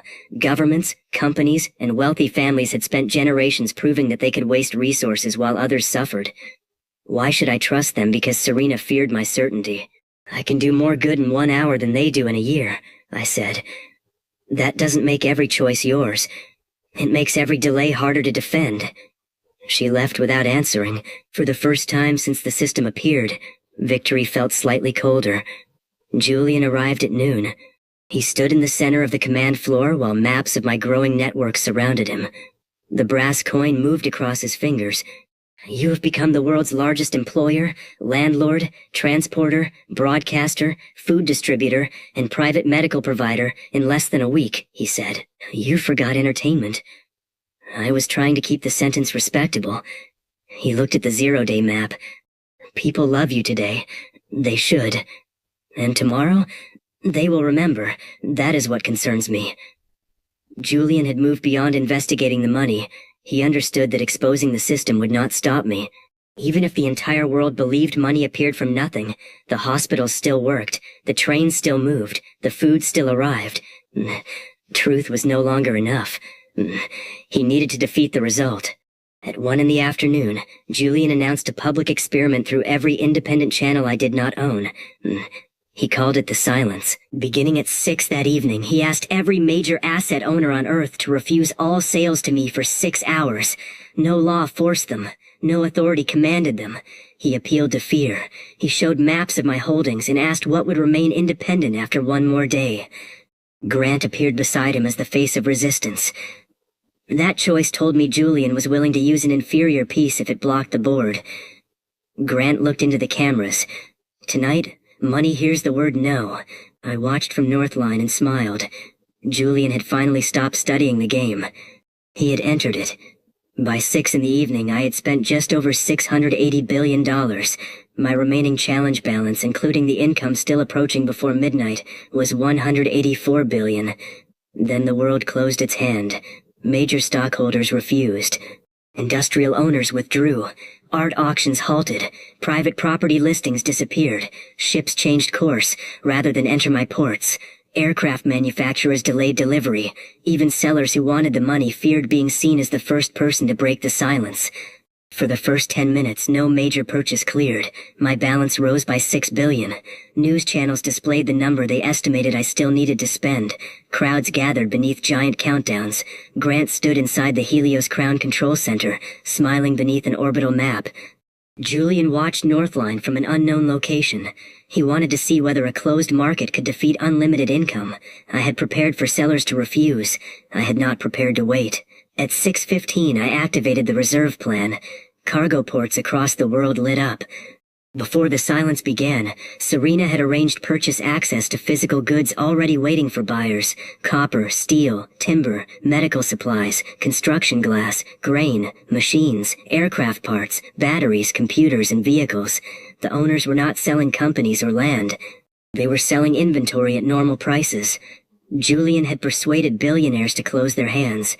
He had not persuaded warehouses to stop being warehouses. I purchased $23 billion of materials in 4 minutes. Then $31 billion in energy output scheduled for the next year. Then $18 billion in unsold aircraft and ships. Then $12 billion in art, jewelry, and collectibles from thousands of smaller auctions that had ignored the silence. The estimated challenge balance plunged. Grant's smile vanished. Julian did not panic. He had expected a reserve plan. At 8 in the evening, the independent markets also went quiet. Julian's message spread to smaller sellers. The purchases slowed again. That was when Helios Crown began falling from the sky. The orbital network's central construction station, Crown 1, was the largest private object ever placed in orbit. It held thousands of workers, solar panels wider than cities, fuel tanks, robotic assembly arms, and the control systems for future satellites. Its value exceeded $150 billion. Grant's family still controlled enough of Helios Crown to influence the station. A sudden engine failure shifted Crown 1 into a decaying orbit. The public announcement called it an accident. I watched the orbital path for 3 seconds and knew it was not. The failed engines were arranged on one side. The remaining thrust pointed the station toward the ocean beside Eclipse. If the orbit continued, Crown 1 would break apart over the city I had built that morning. Grant did not merely want me to fail. He wanted my symbol buried beneath fire. Serena stared at the projected path. Can we move the city? Not fast enough. Can Helios fix it? They are claiming control failure. She looked at me. What do we do? I turned toward the launch map. We buy Gravity some competition. The 12 rockets I had purchased at the previous midnight were already in orbit. They carried construction drones for daylight. I ordered all 12 to change course. The manufacturers protested. Engineers said the docking angles were impossible. News commentators called it a suicide mission for the machines. Grant appeared on a broadcast and accused me of making the disaster worse. He spoke too quickly. Guilty people often know the result before everyone else. I sent the clip to Julian. Then I focused on the sky. The rockets approached Crown 1 from 12 directions. Their engines fired in sequence, creating a ring of blue light around the falling station. Robotic arms extended. The first missed. The second struck a solar wing and spun away. The third attached near the central frame. One by one, the others locked on. From Earth, the station looked like a dark crown surrounded by 12 burning jewels. The rockets fired together.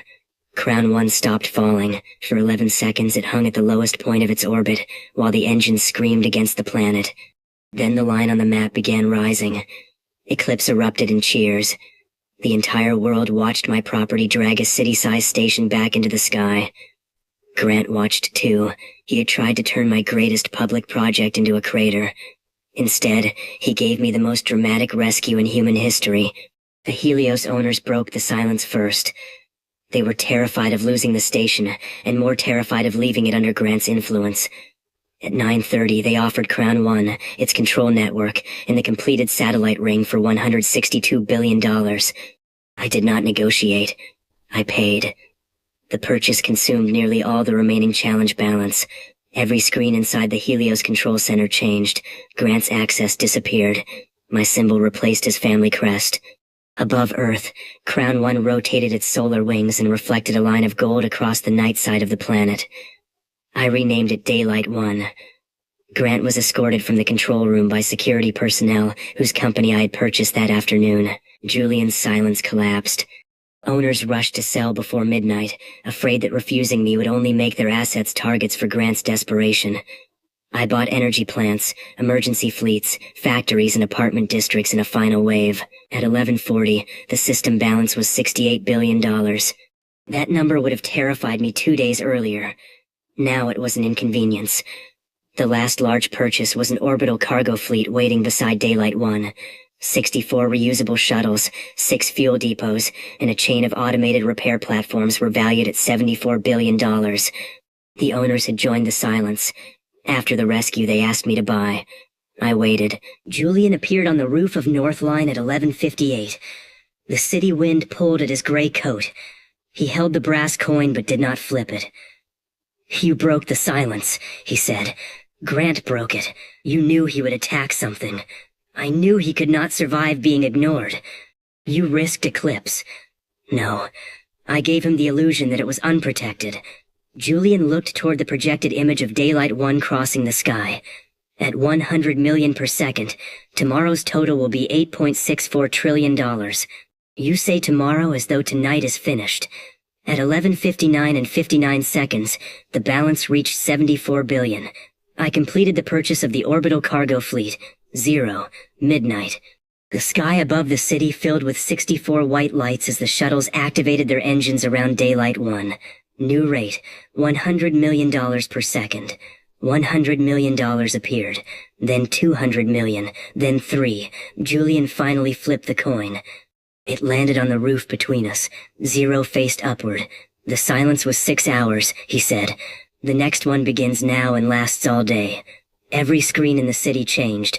Owners, companies, artists, industrial groups, and investors across the world appeared in a single broadcast. One after another, they repeated the same sentence. We will not sell to Adrian. Grant appeared last.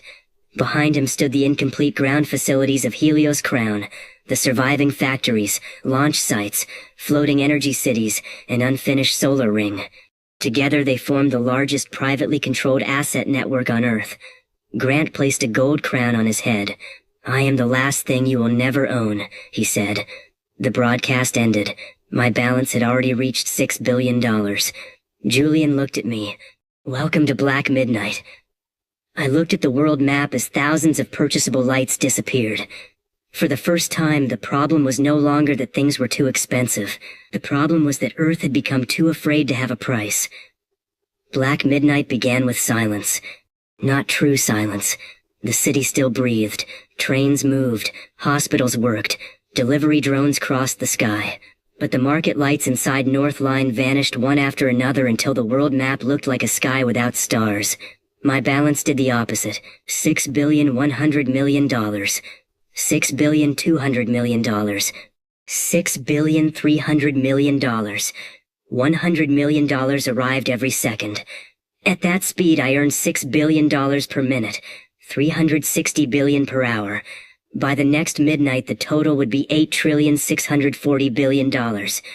Grant believed there was nothing left expensive enough to absorb it. Julian believed even infinite money required consent. They were both right. That was what made the challenge interesting. At 12:03, I made my first move. Public stock markets in several time zones were still open. The companies in Julian's coalition had asked their largest owners not to sell, but ordinary shareholders had made no promise. I purchased every available share in transportation, energy, manufacturing, communication, medicine, entertainment, and retail companies that fit my plan. The screens inside Northline flashed back to life. 10 billion vanished from the balance, then 20, then 50. My purchases moved so quickly that trading systems paused to breathe. Prices rose. I did not chase them beyond real value. I shifted to the next company, then the next, then the next. Millions of ordinary sellers accepted before the coalition could react. By 12:15, I had purchased $180 billion in stocks. Grant appeared on a broadcast from the Helios Crown Ground City. He wore the gold crown from the Black Midnight announcement and sat on a throne beneath a ring of solar mirrors. That is all? He asked. At your current speed, you replaced it in 30 minutes. He was trying to mock me. Instead, he explained the problem perfectly. I placed his quote on every screen in Northline. Then I added a line beneath it. Thank you for doing the math.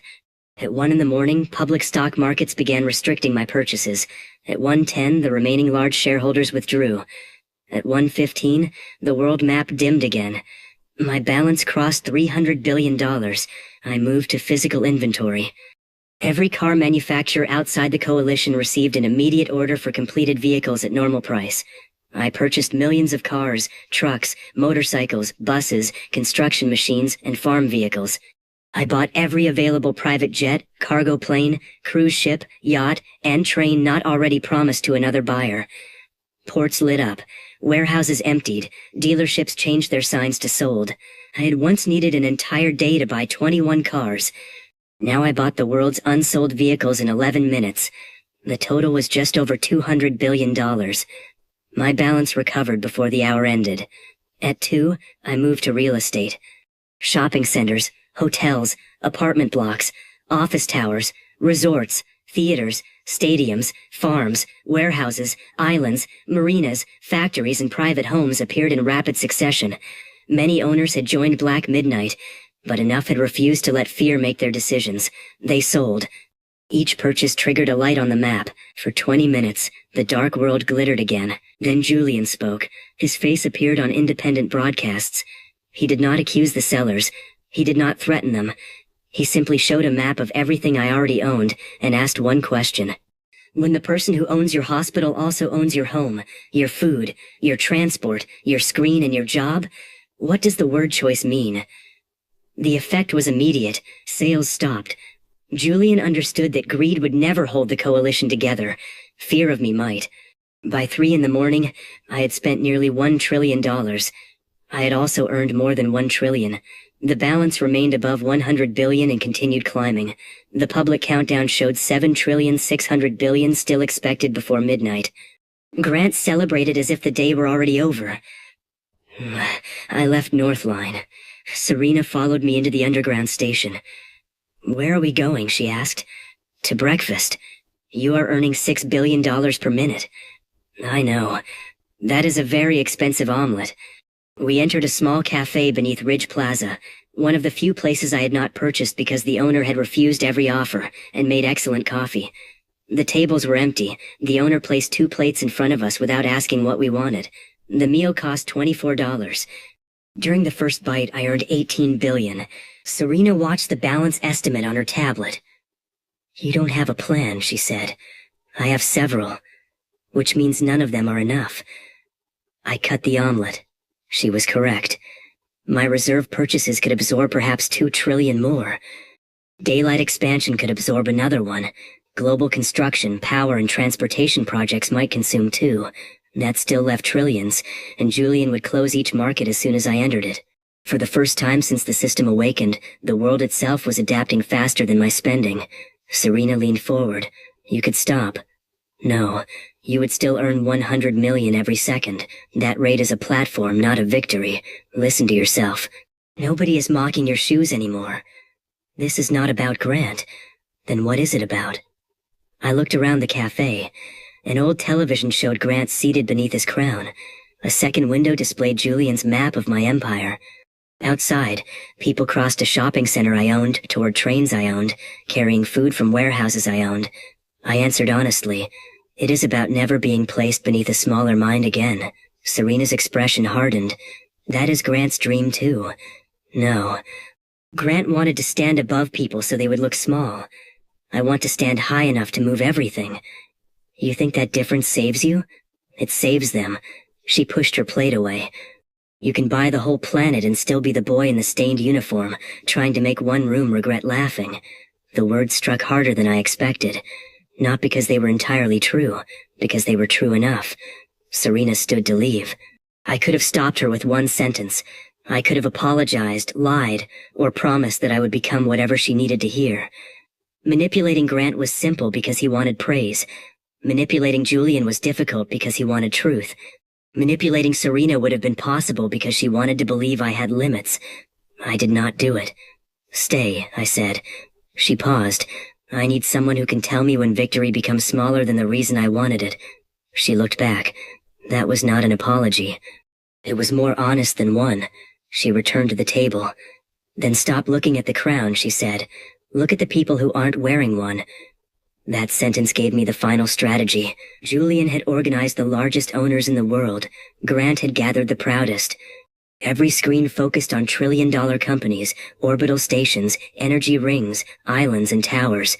They believed expensive meant rare. They were wrong. The most expensive thing on Earth was everything ordinary people already had. I finished breakfast, then I bought the cafe. The owner refused again. So I smiled, paid for the meal, and left. Some things remaining outside my control made the city more interesting. At 4 a.m, I returned to Northline and divided the command center into 2 operations. The first would continue attacking large assets. The second would prepare a market no billionaire could close. Serena took control of the second. At 5, I began the largest construction purchase in history.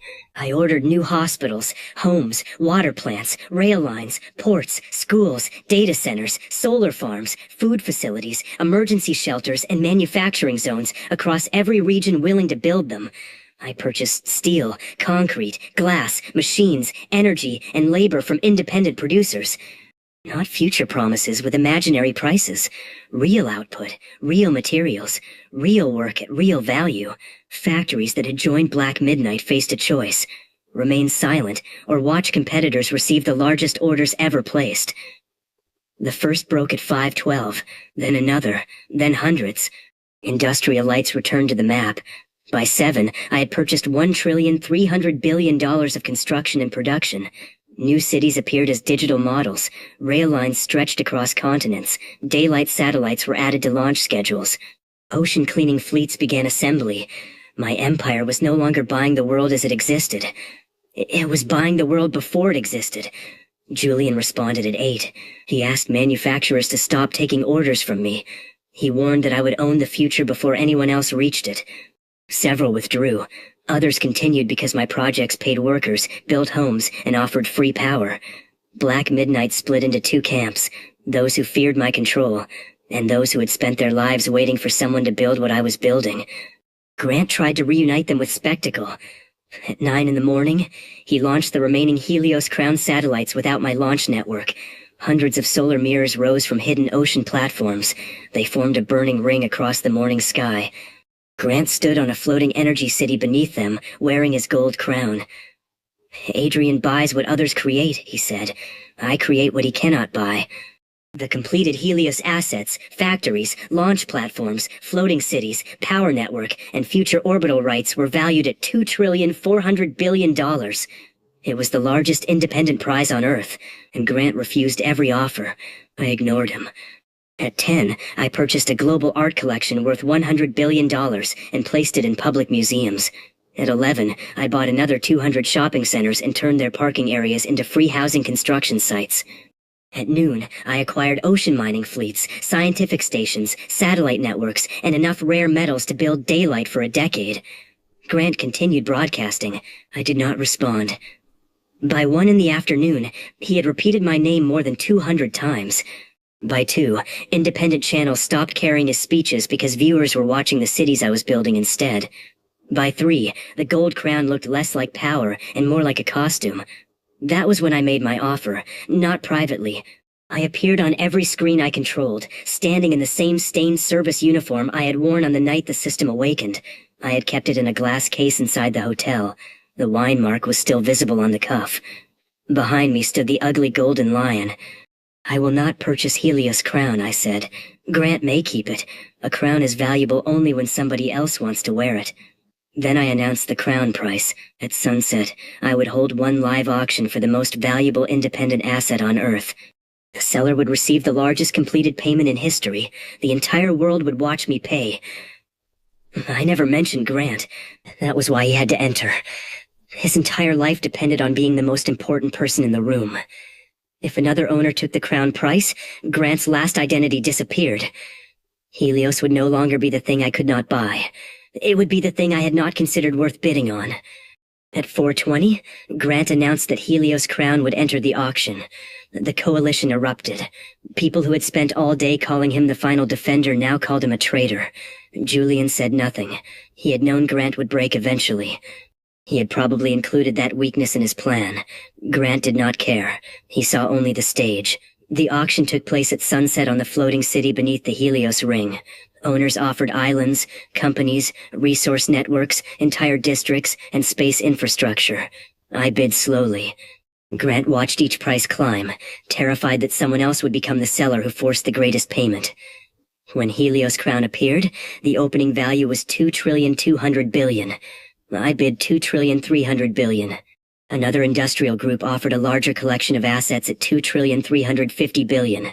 Grant's face changed. He added factories, energy reserves, private transport fleets, and his remaining tower holdings to the Helios package. The fair value reached $2,480 billion. I remained silent. The auctioneer asked whether I would bid. The world waited. Grant leaned toward the camera. "You came here for the crown," he said. I looked at him while my balance climbed by 100 million every second. "No," I said. "You did." He understood too late. I bid $2,480,000,000,000. No other collection exceeded it. Grant raised both arms as if he had won. Fireworks launched from the floating city. The gold crown on his head reflected the orbital mirrors. I walked onto the stage in my stained uniform.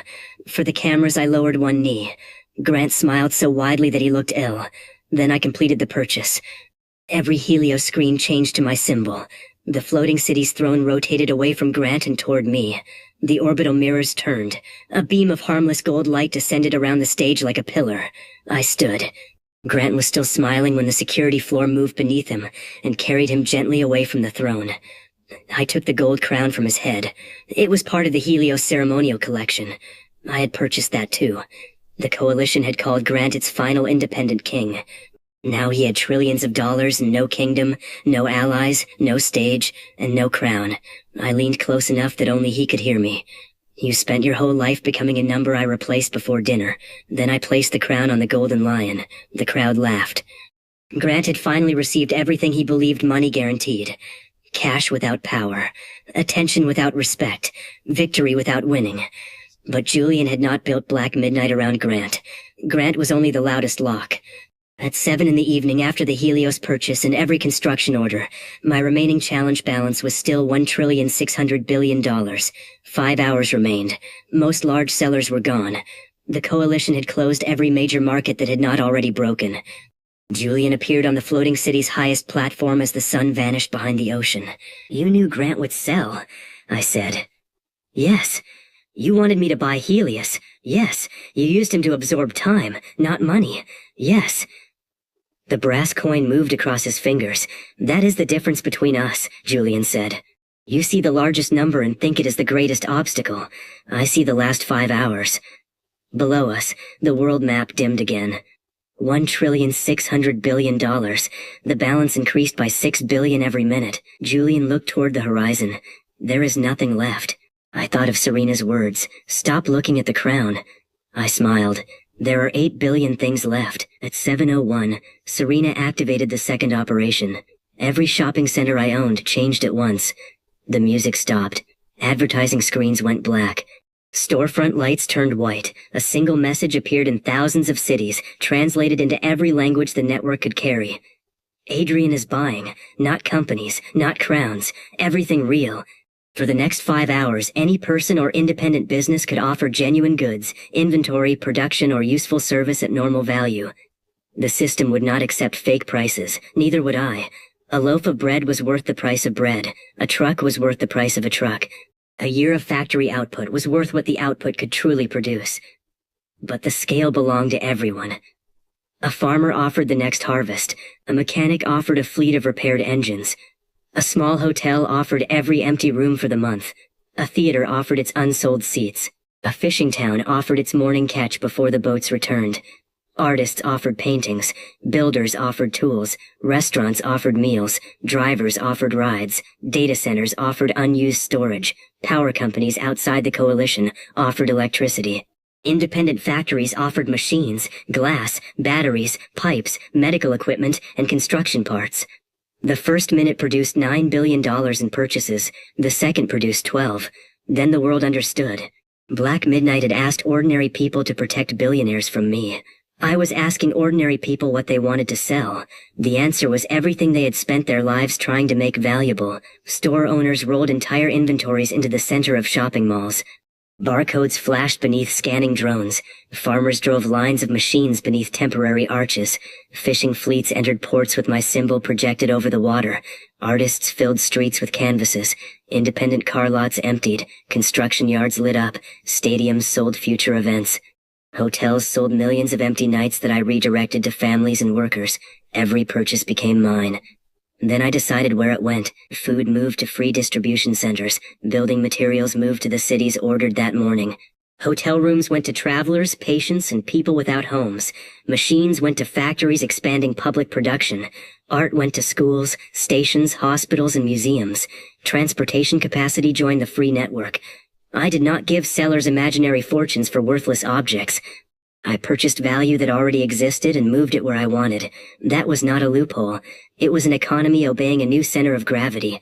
At 7:30, the purchase rate reached $20 billion per minute. At 8, 40 billion. The world map no longer displayed a few large lights. It burned with millions of tiny ones. Julian's coalition had closed 1,000 fists. I opened 1 billion hands. Grant tried to stop the wave. He appeared on a private channel and told people that selling to me meant surrendering their freedom. The response was immediate. Every screen beside his face displayed the payment he had accepted for Helios Crown. $2,480 billion. Then a smaller counter appeared beneath it. Time Adrian needs to earn that amount. 6 hours, 53 minutes, 20 seconds. Grant had sold more than anyone else on Earth, and then demanded that shop owners reject me for principle. Nobody listened. Several channels cut away before he finished speaking. Money had once guaranteed his audience. Now the audience belonged to the person spending faster. At 8:30, my challenge balance had fallen below $1 trillion. Another $1,260 billion would still arrive before midnight. Serena coordinated the global market from Northline. She did not look tired anymore. For the first time, the spending was not a parade of private islands and golden furniture. Every purchase fed a project with a visible use. She pointed toward the map. Independent medical suppliers are offering 3 years of output. Buy it. Regional rail builders are offering 6,000 trains. Buy them. Thousands of small farms want guaranteed purchases. Buy every harvest they can deliver. Musicians are offering performances. Put them in the stations. Someone is selling a 40-foot statue of you made from spoons. I looked at the image. It was terrible. Buy it. Serena laughed despite herself. We placed the spoon statue beside the golden lion. Ridiculous things deserved company. At 9, Julian made his final public appeal. He did not defend Grant. He did not mention the coalition. He spoke directly to the people selling. Adrian does not need your permission after he owns what you need, he said. A good decision today does not guarantee a good decision tomorrow. Sales slowed. The message was effective because it was true. I could have flooded the channels with attacks. I could have displayed Julian beside Grant and called them partners. I could have used my networks to silence him completely. I did none of those things. I carried his speech on every screen I owned. Serena looked at me. Why? Because people should hear the strongest argument against me. That sounds almost humble. It is strategic. Weak criticism makes power look afraid. Strong criticism makes victory look earned. She shook her head. There I was again. Even honesty became a weapon once I touched it. Julian's speech reduced participation for 11 minutes. Then a worker at one of my free hospitals appeared on a live feed. The worker said the hospital had received new machines that morning, treated thousands for free, and hired more staff. A farmer showed the payment for crops that had previously rotted without buyers. A family entered an apartment built by the Eclipse factories. A small manufacturer displayed an order large enough to keep every employee working for years. No single testimony defeated Julian's warning. Millions did. Sales accelerated again. At 10, the balance stood at $620 billion. 2 hours of future income meant another $720 billion was coming. We still needed to purchase $1,340 billion before midnight. The easy inventory was gone. Store shelves had emptied. Vehicle lots were bare. Hotels had sold their available rooms. Factories had committed output. Farms had offered harvests. Independent power networks had sold capacity. The world had sold more in 3 hours than anyone thought it could produce. Julian entered Northline at 10:15. No security stopped him. I had instructed them not to. He walked through the command floor as millions of transactions flashed around him. His brass coin moved slowly between his fingers. You found a larger market, he said. I found the actual market. You are still short. For now. Participation is flattening. At the current rate, you miss by 300 billion. Your estimate assumes people are finished. Most people have nothing else ready to sell. I looked at Serena. She changed the screens. A new category appeared. Time. Julian's eyes narrowed. I knew what he thought. A fake purchase, a technical escape, paying people for nothing and calling it value. He was wrong. I did not buy random seconds from strangers. I bought completed work the world already needed. Millions of builders, drivers, nurses, teachers, cooks, engineers, cleaners, programmers, performers, repair workers, translators, designers, and emergency crews offered real service through projects active inside my network. Every task had a normal market value. Every hour produced something. Schools gained instructors, hospitals gained shifts, construction sites gained crews, transit gained drivers, public kitchens gained cooks, data systems gained maintenance, cities gained art, music, cleaning, repair, and care. I purchased a year of useful work from anyone who chose to offer it, paid at full local value, and directed toward the projects I had already bought. The response crashed 3 of my data centers. I purchased replacement capacity from independent providers before the 4th could fail. At 10:30, the market moved $80 billion in 1 minute. At 10:40, 100 billion, the map became so bright that individual transactions disappeared into white continents. Julian watched the balance estimate fall. "This makes them dependent on you," he said. "It makes me dependent on them too." "No, you can replace workers. Not all of them." He looked at me. For once I was not speaking for the cameras. The system had given me enough money to treat humanity like a collection of assets. Serena's plan forced me to see the opposite. Trillions of dollars could not build a hospital without people inside it. It could not move a train without someone deciding where it should go. It could not make art, care, trust, or memory by itself. Money was power because people agreed to act around it. Julian had been right about consent. He had only been wrong about whose consent I needed. At 11, the balance was $280 billion. 1 hour of future income meant $360 billion more. We still needed $640 billion in completed purchases. Serena's market continued, but its rate began falling. Most available work had been matched. Most inventory had been claimed. Every minute now added more money than the market removed. At 11:10, the projected miss returned. $120 billion.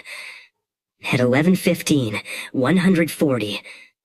At 11:20, Julian's prediction screen showed 170 billion left at midnight. Grant reappeared on a small independent broadcast, no longer wearing the crown. He smiled.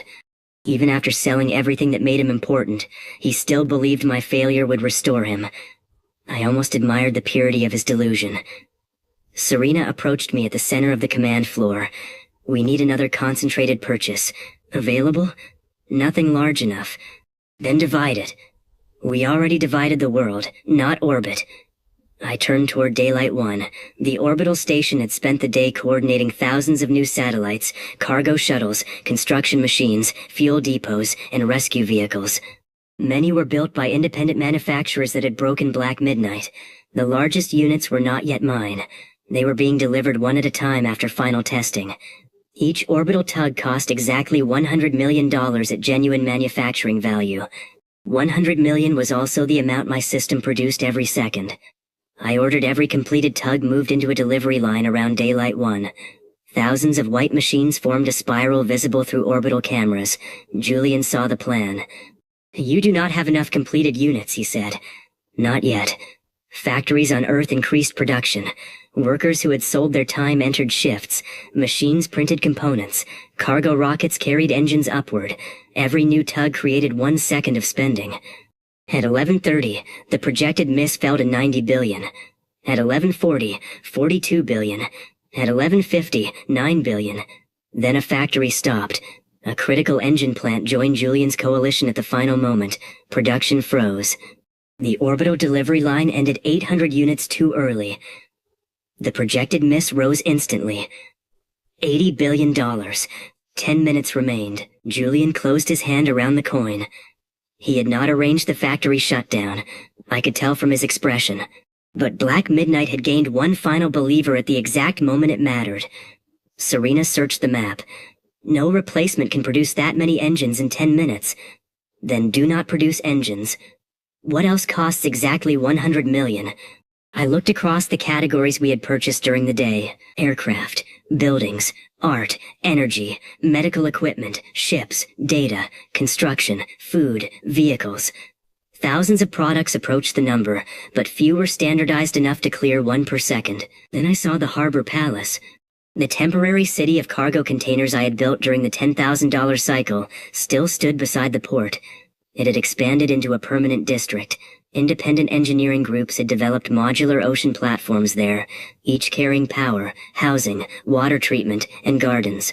Every module was valued at $200 million. $200 million. At the current system rate, that was 2 seconds of income. There were more than enough completed modules waiting for buyers. I ordered the port to begin delivery. At 11:51, one module sold. 200 million vanished. 2 seconds later, another. The balance began falling again.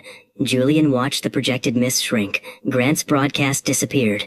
At 11:55, we were on pace to reach zero with 6 seconds to spare. Then a storm hit the harbor. A wind slammed into the modular platforms. Waves lifted the delivery bridges. Automatic systems stopped transfers for safety. The purchase line froze. 4 minutes remained. The storm was real. No sabotage, no enemy, no clever person to manipulate. Just weather arriving at the worst possible moment. I laughed. Serena stared at me. What is funny? Julian spent all day proving I need consent. The ocean is not given it. I purchased every available heavy-lift helicopter and storm-rated cargo aircraft outside the coalition. They launched from airfields across the coast. I purchased floating cranes, emergency tow ships, stabilization drones, and mobile breakwaters. They entered the harbor beneath sheets of rain. Aircraft cables dropped through the storm and attached to the modules. Tugboats pulled from below. Drones locked around the edges. One by one, the ocean platforms rose clear of the waves. The first completed delivery at 11:57. Then another. Then another. $200 million vanished every 2 seconds. The challenge balance fell through 30 billion. 20. 10.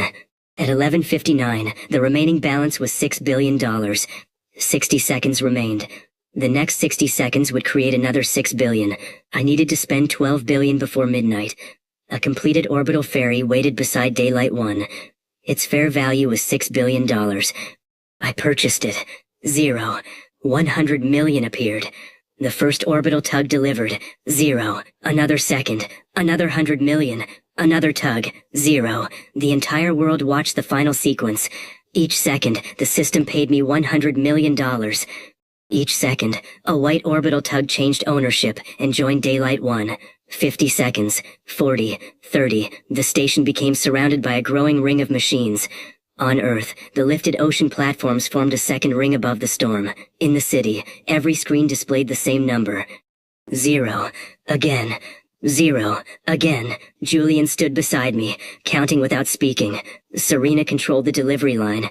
Grant watched from somewhere no camera cared to show. 10 seconds remained. 10 tugs. 9. 8. At 4 seconds, one orbital tug reported a guidance error and drifted out of line. Serena's hand froze above the controls. The next purchase could not complete. 3 seconds, 100 million entered the balance. I looked at Julian's brass coin. It rested between his fingers. A crown on one side, 0 on the other. I took it from him. He did not resist. 2 seconds. The balance reached 200 million. The drifting tug corrected its course as the next tug moved beside it. Serena completed both purchases together. 0. 1 second. 100 million appeared. The final tug connected to Daylight 1. Payment cleared. 0. Midnight struck. For one silent instant, every screen on Earth displayed nothing but the number. Then the system changed. Challenge complete. New rate, $1 billion per second. $1 billion appeared. The world erupted. Fireworks launched from shopping centers, ports, cities, ships, and orbital platforms. Daylight 1 rotated its solar wings and cast a golden band across the night. The ocean modules descended through the storm and connected into a new floating district. Trains sounded their horns. Hospital lights flashed. Millions of sellers saw completed payments. Billions of people watched the empire of Black Midnight open its doors again. Grant's coalition collapsed before 1 minute passed. Its members had refused me all day, then watched Grant sell the largest asset on Earth. They abandoned him. His new trillions could buy luxury, but not restore the position he had traded away. For the first time in his life, he possessed money without anyone mistaking it for greatness. That was the punishment I wanted.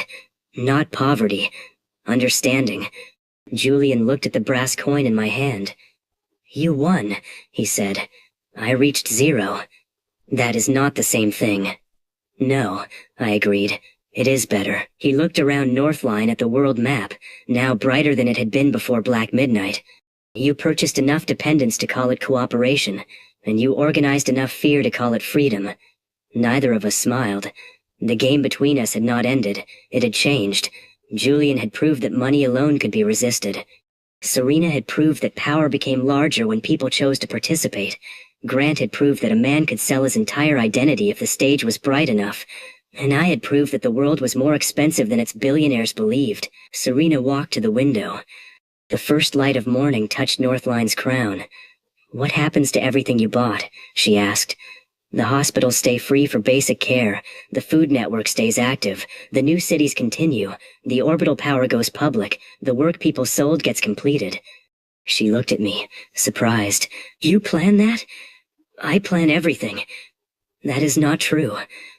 I glanced at the storm clearing over the harbor. "Almost everything." She smiled slightly. It was not forgiveness. It was not approval. It was enough to keep her beside me. My new rate continued. $1 billion every second, 60 billion every minute, 3,600,000,000,000 every hour. The next full day would produce $86,400,000,000,000. Earth had barely absorbed 1/10 of that during the greatest selling event in history. I stood at the window wearing the old stained uniform, holding Julian's coin, while the golden crown rested on the ugly lion behind me. The boy Grant had mocked was gone. The memory was not. I would keep it forever, not as a wound, but as a measurement of distance. My phone vibrated, not with a system message, with a live transmission from space. Every screen in Northline turned toward the moon. On its far side, beyond the reach of ordinary telescopes, a chain of lights ignited across a crater. Towers rose from the darkness. A private lunar city, built in secret by owners who had refused Black Midnight and Helios alike, announced its existence to the world. The transmission contained one sentence: "The moon is not for sale." Serena looked at me. Julian looked at the moon. I looked at my balance. It had crossed $120 billion during the short broadcast. Then I turned Julian's coin over in my fingers and placed 0 face upward on the glass. For the first time since the system awakened, I saw something that might be expensive enough to last until breakfast. I smiled.